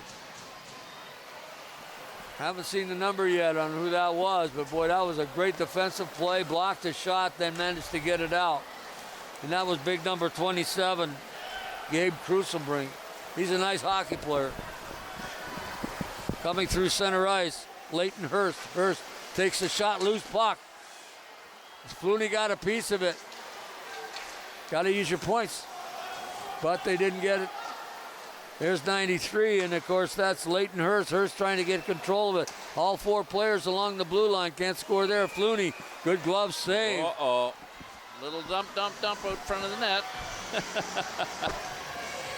Let them get away with that one. Yeah, I think they did too. So 1:27 remaining in the second period. 3-0. OSSDS boys Wolves against St. Mary's Mustangs. Brody Krisselbrink serving the other penalty for Snyder, rather. There's a block. Could be a. See how quick Garvey can get there. Can't get there. As big number 21, Drew Akers, got there quickly as he blocked the shot. Couldn't turn that into a scoring rush. Still shorthanded, 21 seconds are the Mustangs. Back to the point. To Akers. Akers takes a shot. Looks like it's deflected out of the play. Actually, no, it was in the glove hand. It's in the glove hand, yeah. Flooney. So we got 11 seconds left in the penalty and 53 seconds left in this period. We'll have a flood at the end of this one, so we'll get another little break, Gord. Oh, amazing. We've been talking for 6 hours.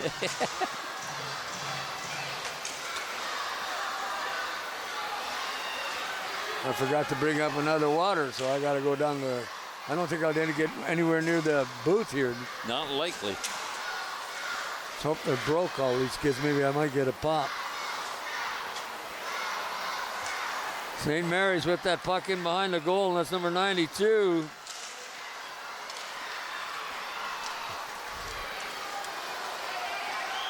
In on goal, time's running down as that clock is ticking. St. Mary's trying to clear the zone, and they do. Got a chance. No, good play defensively. Got position, got body on him. Oh, they're calling a penalty on that? Apparently.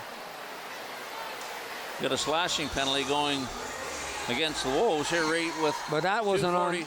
That wasn't on that play. Number 21. That was somewhere else. Drew Akers going off for the slashing call. But on the rush, that was a great defensive play because he got body. There was no slash there. It was behind the play. There we go.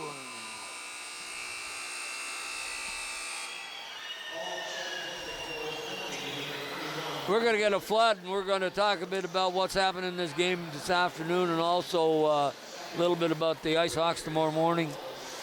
A little bit about the Attack on TV tonight at 7 o'clock against the Sting, and that comment buzzing around would fit with that team. Exactly. Not with the Wolves. No. Mustangs behind in this contest at 3-0, but full marks. But they have been dynamite. They've been on the puck, the forecheck, all parts of the game have been working. Got good goaltending when they needed it. Exactly. So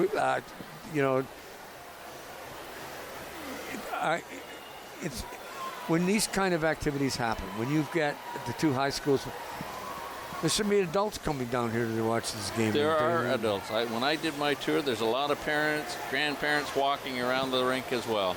I know, but there's a lot of people out there that could be fill this arena even making noisier. Oh, yeah. And to see these kids here and enjoying themselves and having a good time, I think it's a great event. I hope it becomes a tradition.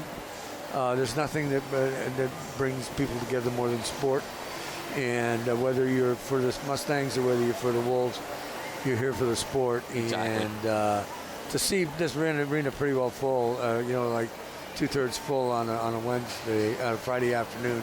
Yeah. And I'll grant you, I know the kids have to be here because it's a school They hopped day. them on the bus. Doesn't matter, but they're here and they're having fun. They're enjoying it. Yeah. Hey, this is education for them too. What gave you that idea? Hey, sports is a great educator, and you look at the way over the years that we've been in town, 35 years now, and the guys and gals that have played the sport and giving back, and they got to remember, those kids are now the leaders of the community. Yes. And so it just gets camaraderie, fellowship. Oh. And what else do you really want? And I coached my son playing hockey here in Owen Sound, and you see, and then I could do weekend in the rink now. I look across the ice, and here's kids, McGregor, I can't think of some of them, that are out coaching hockey teams. Oh, yeah. And they were playing minor hockey. Fry, yeah, Chris King was there during the Silver Stick weekend. I hadn't seen Chris behind the bench, but now I have. Yeah. So the kids those guys are all young men, of course, now, and we're seeing the young women coming back, as I mentioned, with Kate coming back. Yeah. Coaching now at the girls' hockey. She's teaching in the community again, and she's giving back to the hockey world that she so enjoyed and still enjoys, obviously. Well, the funny part about it, we did the 40th anniversary of the Puffer Hockey League a bit back, and we were talking about the fact that 40 years later, you can go to the supermarket and you can walk in and see guys that you play with and you can say hello. Same thing happens with kids in hockey. Oh, absolutely. Right? Oh, where have you been? I haven't seen you since midget. Exactly. Can't say that word anymore, but we used to play on a crescent, or we used to play on. Now it's the junior attack, and yeah, you're right. It is an education. Yeah, for it's sure. an education in fellowship. It's an education in camaraderie, teamwork, all that kind of stuff. Yeah. So I just feel that this kind of activity is a plus for the community, and for us to be part of it too, is to bring the game to the town. And a lot of it's on PVR. They're going to watch it again. The kids are going to get together and going to watch it. And you're going to get grandparents that are home, either at home. You're going to get people at the retirement communities watching this, because they've got either grandkids or great grandkids playing in this weekend. Oh God! So for us to be able, from a Rogers perspective, to provide that to the community, it's great. Oh, I think so too. And to be part of that's a privilege for me and for you. I know you probably feel the same way, that we can do that and come into your homes. And we thank you so very much for allowing us in. I also know, I'm talking to Ken, that the coaches coach these games that we do, and they use it to teach and tell players and whatnot. So they also have Coke Day on a Saturday afternoon where they sit around having chip and pop and watch the video. Exactly. And then they'll slow it down and analyze it. So St. Mary's boys and St. Mary's girls are just part of the mosaic in Owen Sound. Exactly. And what this community has to offer with sports. And like you say, I moved up here around just a little bit before you did, and all my kids played minor sports, baseball, hockey, and then I was involved in the Puffer League for all those years. And it's out there, and this is a great day because the kids do get an education. For sure. So it's getting out, getting something done. And granted, they have to be here, but this sure beats they don't mind. Sure beats talking to Mr. Smith doing calculus at. So, this has been fun. I'm wondering if, Mark, if we could take a short break and have a water break, and we're going to be back with great hockey here for the third period. St. Mary's own and the OSDSS boys. Been a good game so far, and OS up 3-0. This is Rogers' exclusive telecast here on Rogers TV. Oh, and you bring one.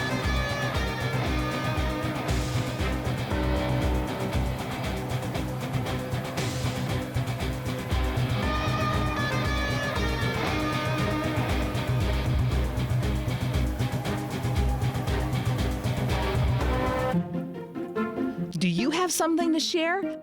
Let everyone know about your next meeting, your need for volunteers, or your fundraising event on the Rogers TV Community Billboard. Send us your words and we'll bring them to life on Rogers TV and rogerstv.com. When it's time to spread the word, go to rogerstv.com to add your announcement to the Community Billboard.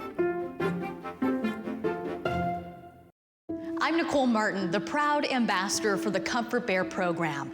Comfort Bears provide these cuddly bears to local children who are terminally ill, facing trauma, or battling a serious illness. Every $20 donation will place a Comfort Bear into the loving arms of a child involved in our program. It is our hope to distribute 1,000 bears in 2022. Please join us and provide comfort to kids in their time of need.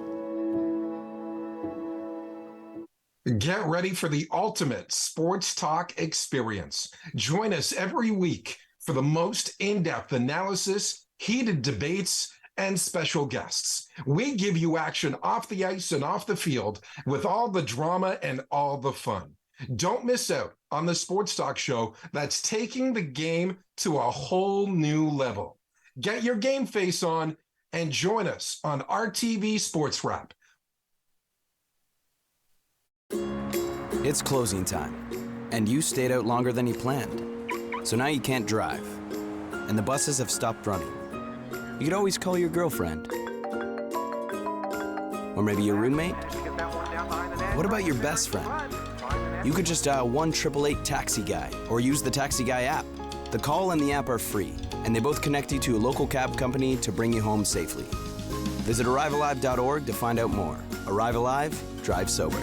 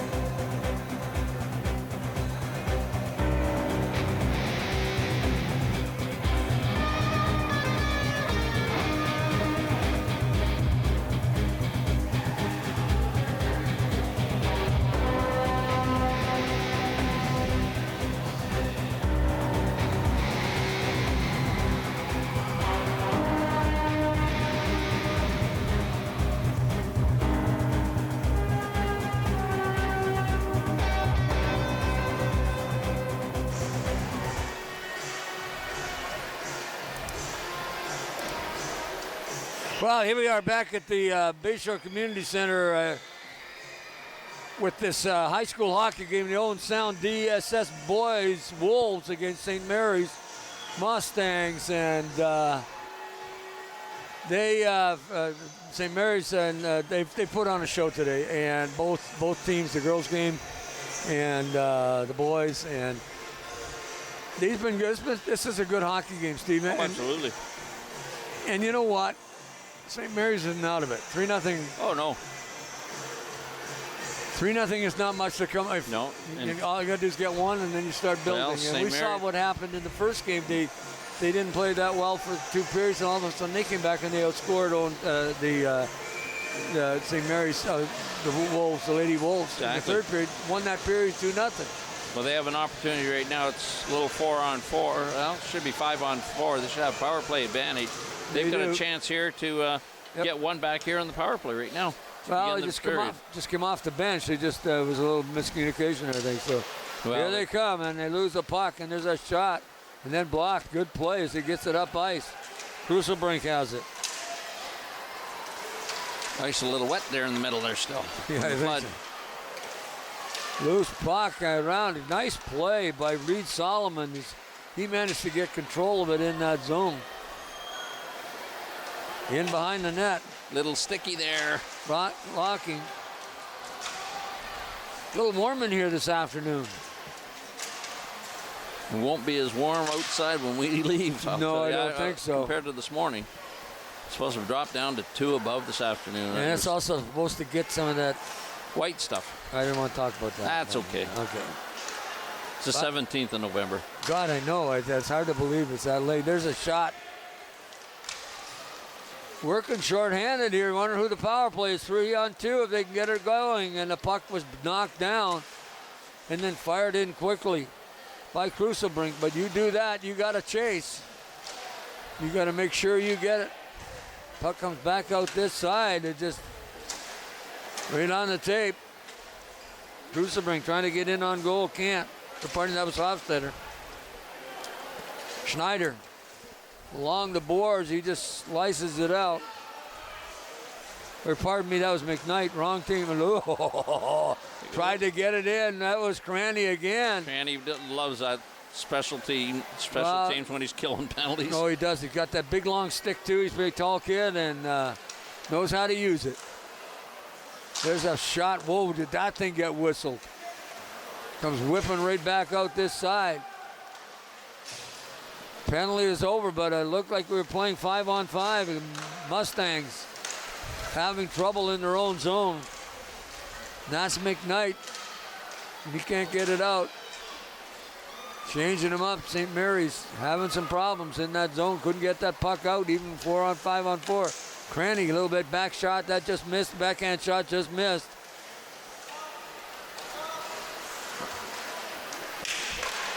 Into the slot area. Try almost on McManus' stick. He's got a goal today.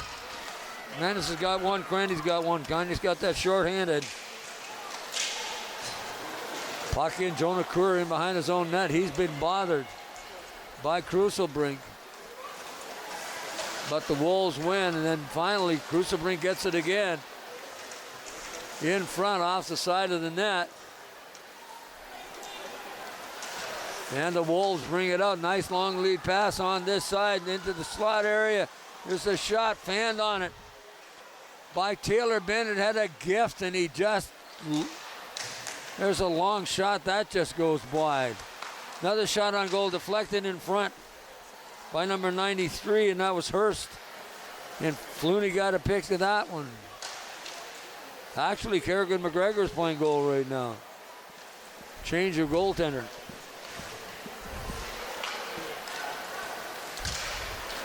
There's the shot. It's going to go on goal. It's going to be a shot on goal as it flipped down the ice. Oh, it's Sound has outshot St. Mary's 24-7. And we're getting an icing call. And the face-off's going to be down to the right, a goaltender. Austin Ullman, I think, is the new goalie. Well, Kerrigan McGregor in net here for St. Mary's, and is that Ullman in net now down there as well? They changed goalies up as well? I can't. No, it doesn't look like they've done that change. Miles Plater's still in goal. Yeah, Plater's still in net. Yeah, there's a 5. It should be a 9. Yeah, exactly. Is what we can see. I don't know why they wouldn't change the goalie, but coach's decision. You get that part right. Defenseman right up for this faceoff. They lose it. Here comes through center ice. There's the shot wide as Austin Cook brought that puck right up from the faceoff. Nice save by McGregor as he knocks that puck into the corner. Whoa, just missed collision there. Would have rocked this whole building. Because something seismic would have happened if they would have collided.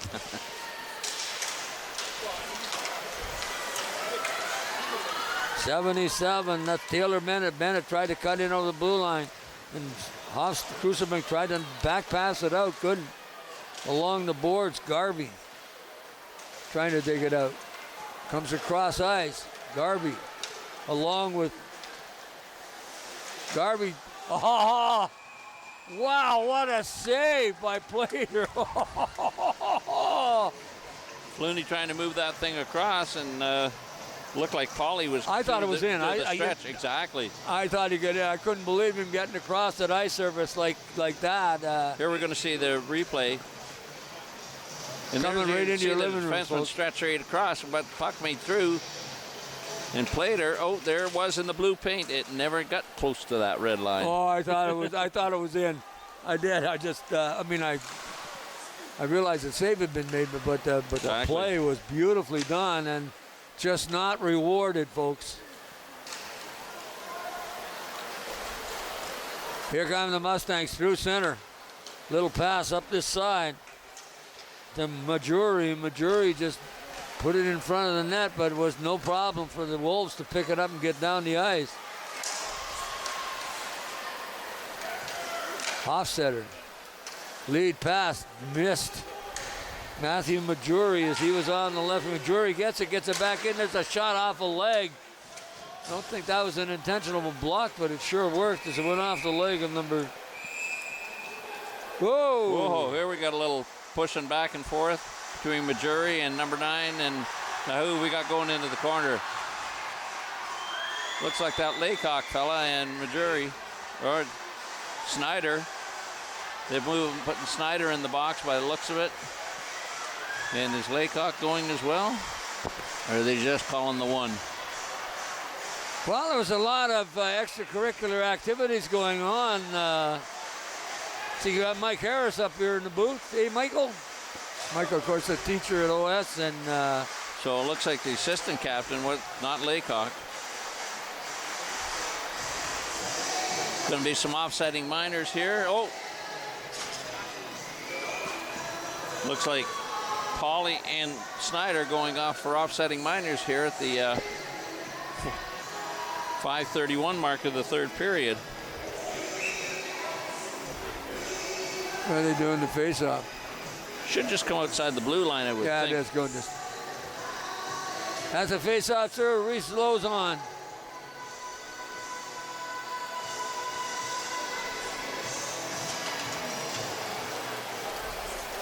Back to Dugan. Dugan just dumps it up along the boards, onto the stick. Number 30, Jonah Kerr. Kerr puts it in behind the net, trying to keep it inside. Here comes OS through center ice. This is Cranny. Cranny on the ice. Dekes out the referee. Passes it back out to Graydon McKnight. McKnight couldn't convert it as it was on his stick. Cranny again has it. Ryan Cranny. His skating ability has improved so much over the line. There's a shot. What a save by McGregor. Nice save by McGregor on that one. As Cranny set up his winger. Beautiful play. Just moving through that zone. And Cranny set it up, and Flooney making a good stop. 8:52 remaining here. You're going to watch it on replay. You're going to see Cranny just get it back to his winger here.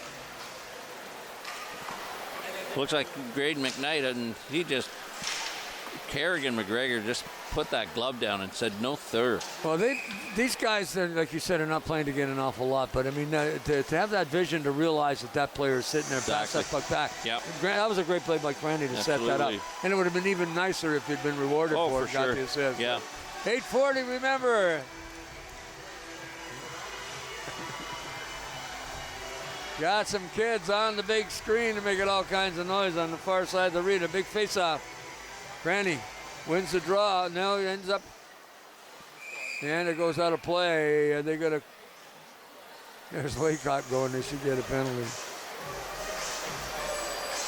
Nope. Somebody's got a souvenir. Cranny.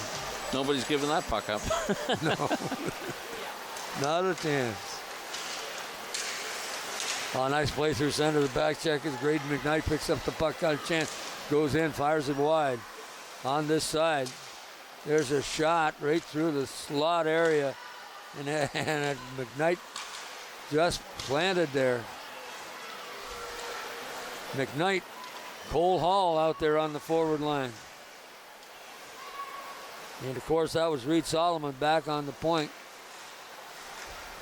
Just covering that vacant spot just like a forward should. Yes, he did. He come back. He's on the point. Drew Akers. Akers manages to keep that puck in. Akers is free at the blue line. Looses that puck and then fired around as Curtis Dugan. Mustangs just finally get it out. No icing on that one. No, Cole Hall managed to get his hip into it. Body and on it slow somehow. down. That's right. Here comes Hall through his zone, now through center. Gives it up to McManus. And McManus couldn't hang on to it. Puck up ends along the board. McManus has it again. Nice hit. Beautiful body check by Dylan McFadden. Clean shoulder. Just leveled him. I like to see that. In behind the net. Little back pass, just giving it off. And sometimes I wonder about those. Better to go forward with it. If your teammate's not remembering it or not expecting it. Here comes Hofstetter through in his own zone. Gets to the center ice zone. Hofstetter dumps it off the wing. And then it's dumped right back in. Stolen, taken up ice. I believe it's not Brock Locking. Locking, and then the puck gets into the goaltender, and they know each other. Locking and Duggan just saying hello. Yeah, a little tap on the head. Well, they played together. I mean, absolutely. You know. Let's face it, in a community this size, they're going to play their minor hockey together, and then now they're in the rivalry game. Oh man, here they come through center ice. They got a chance. That big number 7, Alex Baker. Baker takes a shot, and it just. I think that not sure if it hit the defenseman when they were putting it down. Well, I'm not sure, but it didn't. There was a whistle. Exactly. So. They're going off a body and up over the. It came in off that mesh in a hurry. At center, Lozar. Now we're getting a whistle.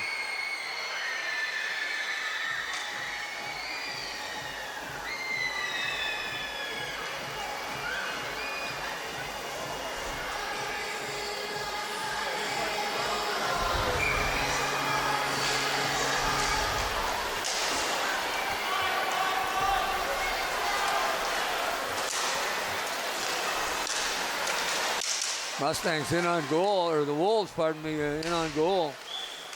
And that puck bouncing around on him, nobody could get it slowed down. Keeping it in was Salazzo. And then chasing after Leighton Hurst. Hurst trying to center it out in front, can't control it.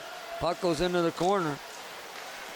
Crucibrink had a chance and couldn't control it. Now finally St. Mary's is going to get the puck into the neutral zone. And it bounces back inside. McFadden, lead pass, chasing after it. Looks like Lozon has a chance to get to it first. Does, but can't get control of it. St. Mary's has the puck, tried to center it. Was Aiden Flooney and didn't have the time to do it. Snyder just dumps it in as he had trouble with that puck in his skates and lucky enough to get that away. 5:16 remaining. Wolves up 3-0 over the Mustangs. Mustangs looking for a chance to get one. They've had some chances in this period. Wolves in control. Then the puck gets bounced out. Picked up by Cameron Sampson. Sampson trying to get around the D. Does. In front, takes a little backhand shot as he got through the paint. Couldn't convert. Puck comes back out to Flooney. Flooney takes a drive and a nice stop by Ullman. Or that's, but Plater's still in goal. Yeah, so. exactly. Cranny. Oh, I think Flooney just seen Cranny barreling down on him, and I'm going to freeze this. Yeah. 4:34 to go here in the third period. Face-off going to come to the right of Kerrigan McGregor. You see the kids in the picture over there. Look at what are they doing? They're laughing and eating. Teenagers. That's some of the Waterloo Warriors players that we see right now. They're enjoying their snacks before they get ready for tomorrow afternoon's tilt. I thought it was a bunch of high school kids, young kids eating. You know, like, what are you doing? It's the university kids eating this time. Oh, well, it's good to see them out this afternoon watch. They seem to be having fun.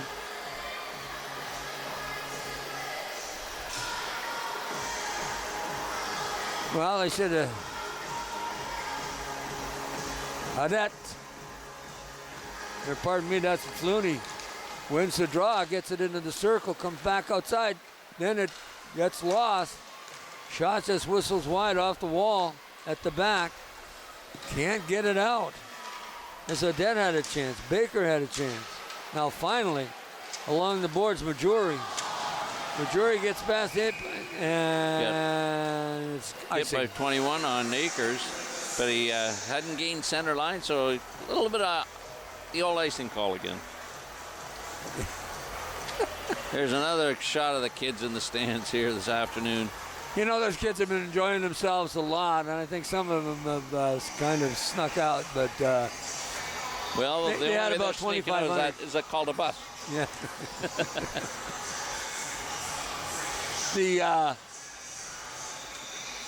This has been a great event, and for sure. And for those that organize it, thank you ever so much. Kudos.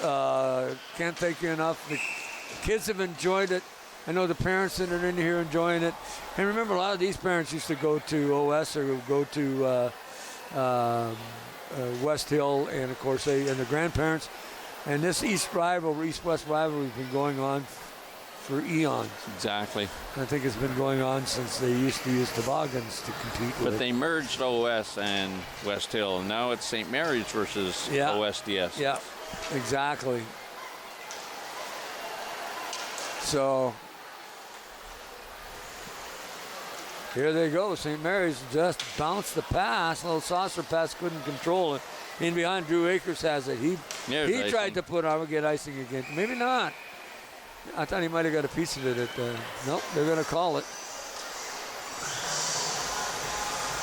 OS making a change. St. Mary's going to stay with the same forwards, just change up their defense.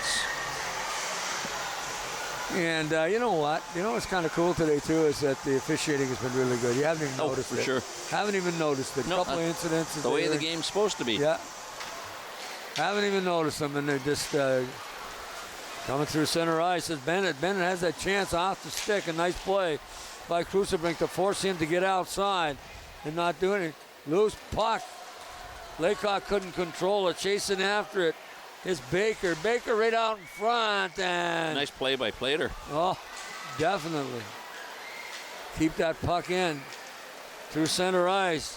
McKnight just dumps it through. And it slides by the net. There's a case that I thought that Flooney should have jumped on that. And then finally, he has to make a save because they're not controlling that puck. But a nice glove save. Pardon me, McGregor. And I apologize. I've called him a couple of times he's made the saves. I just realized I remembered it McGregor. So Miles Plater's gone the full distance at the other end. 2:55 remaining.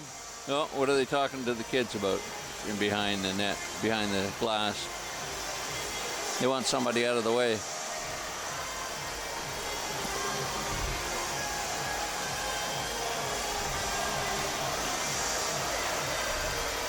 Not sure what that's exactly all about. They're trying to get somebody out of here. They're having a little scrap up in the stands. Want some out of there before something more serious starts. I don't know what's going on. Somebody's leaving. Yeah. Tell them to go up and sit somewhere else, maybe. I don't know. Yeah. And we'll carry on. I have no idea what that was all about. Unless they were causing some bang in the board, the windows, or in front of the net. Come back outside here. There's a shot. Just whistled over up top of the net. Picking that puck up is Kerr. Kerr can't keep it in. And it just heads down the ice. It'd probably be icing too. Nope. Waved her off. Waved in that one. Almost dumped the puck in front of the net. That was almost a Crucial error. Giving up by Johnson, Maddox Johnson. He loses his footing, and he heads up down the ice. Chasing after it is Cameron Sampson. Sampson can't catch up with his guy. But Aiden Flooney keeps the puck in. Here comes Cranny through center ice again. Cranny takes a shot. Good stop by Kerrigan McGregor, and that thing was labeled. Shots on goal, Owen Sound District Secondary School. And St. Mary's shots on goal, 29-11. Yep, exactly. St. Mary's have been a little more offensive this period, too, and Platers had to make some really good saves. There's a shot scored right off the whistle. Graydon McKnight just ripped that one up with 1:57 to go here in the third. Well, that was a textbook face-off because he went right to him. Oh, exactly. Going to see the face-off here. Just pulled it straight back.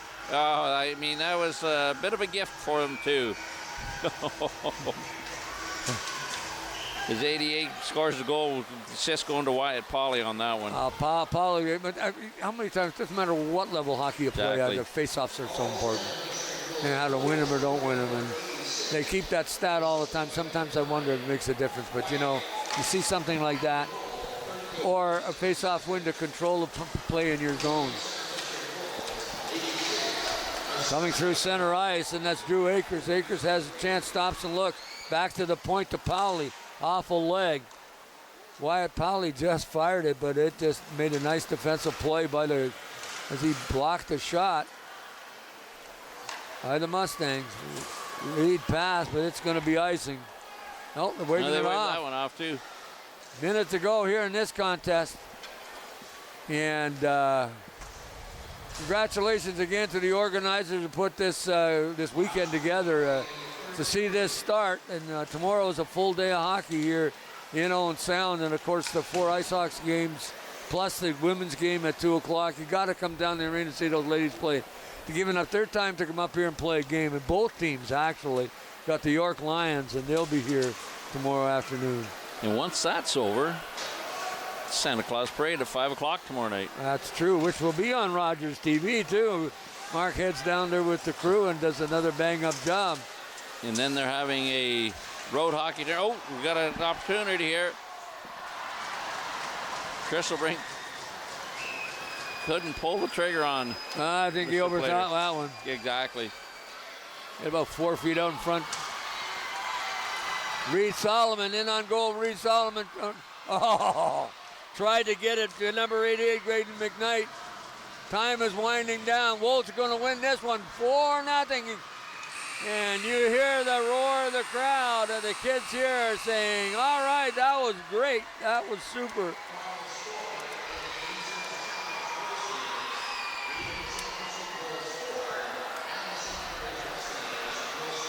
Wow. I'll tell you, Steve, this has been a real enjoyable afternoon watching these kids play hockey. Absolutely. You know, and they came out to play, and you could tell that they had something to play for, and there was pride. Yeah. But, you know, they gave it their all. You look at St. Mary's, they lose this game 4-0. They didn't lose this game. They came to play, and they gave it everything they had. And on some level, you got to take a look at the goaltending, and you got to say they had great goaltending. They only give up 4 goals. Yeah. McGregor gave up 1. Flooney gave up 3, but 2 of them, God couldn't have stopped them. Oh, no. I mean, it was just an unbelievable. Slater played well on his end when he had to. And as you say, the Wolves shorthanded power play and 2 even strength goals. So how much more complete a hockey game can you play? Exactly, yeah. You know, and everybody was in the game too. Maybe to pick a player, I'm not sure. I'm looking at the, Miles Plater gets a shutout, but the shots on goal weren't all that good. But, you know, when you get a Ryan only Cranny. faced 12 shots. Yeah. Ryan Cranny on the other side of it, playing both ends of the rink. Exactly. He's got a short-handed goal. Could be player of the game. Nate Laycock was solid on defense. Yeah. got a penalty or so, but solid play, making the plays. So it's absolutely a tremendous showing by the ODSS boys. But again, too, I'm going to make every player on that team the player of the game. Oh, certainly. Because they played so well, and you can go down the lineup and do it. You know, and vice versa. I think St. Mary's too. They lost this contest 4-0. Their goaltending, I thought, was really, really good. Exactly. But the game too, show up to play this game. As far as I'm concerned, every one of them a player of the game too, because they really, really deserve that. Exactly. And they put on a show. And I think that, to me, and everybody in this building enjoyed the game. Exactly. And we go home for a little rest, and we're back here bright and early tomorrow morning, 9 o'clock live tomorrow morning. You got me this week. Steve did a whole Sunday afternoon with on his own and did a tremendous job. I tuned in and felt sorry for him, but well, we made it through. Oh, he did. Bit of dead air sometimes. Yeah, I can understand that. You know, folks, I hope you enjoyed this contest here. I have enjoyed this contest here on Rogers TV this afternoon. On behalf of Mark Perry, who's our guru and team leader and whatever else, a great producer. We all enjoy working for Mark. Yep. And the crew, the best crew in the province. Steve Murley and I'm Gord Chapman. We hope you enjoy the game. Thank you for inviting us into your living rooms. But this has been a sports exclusive on Rogers TV. Enjoy your evening.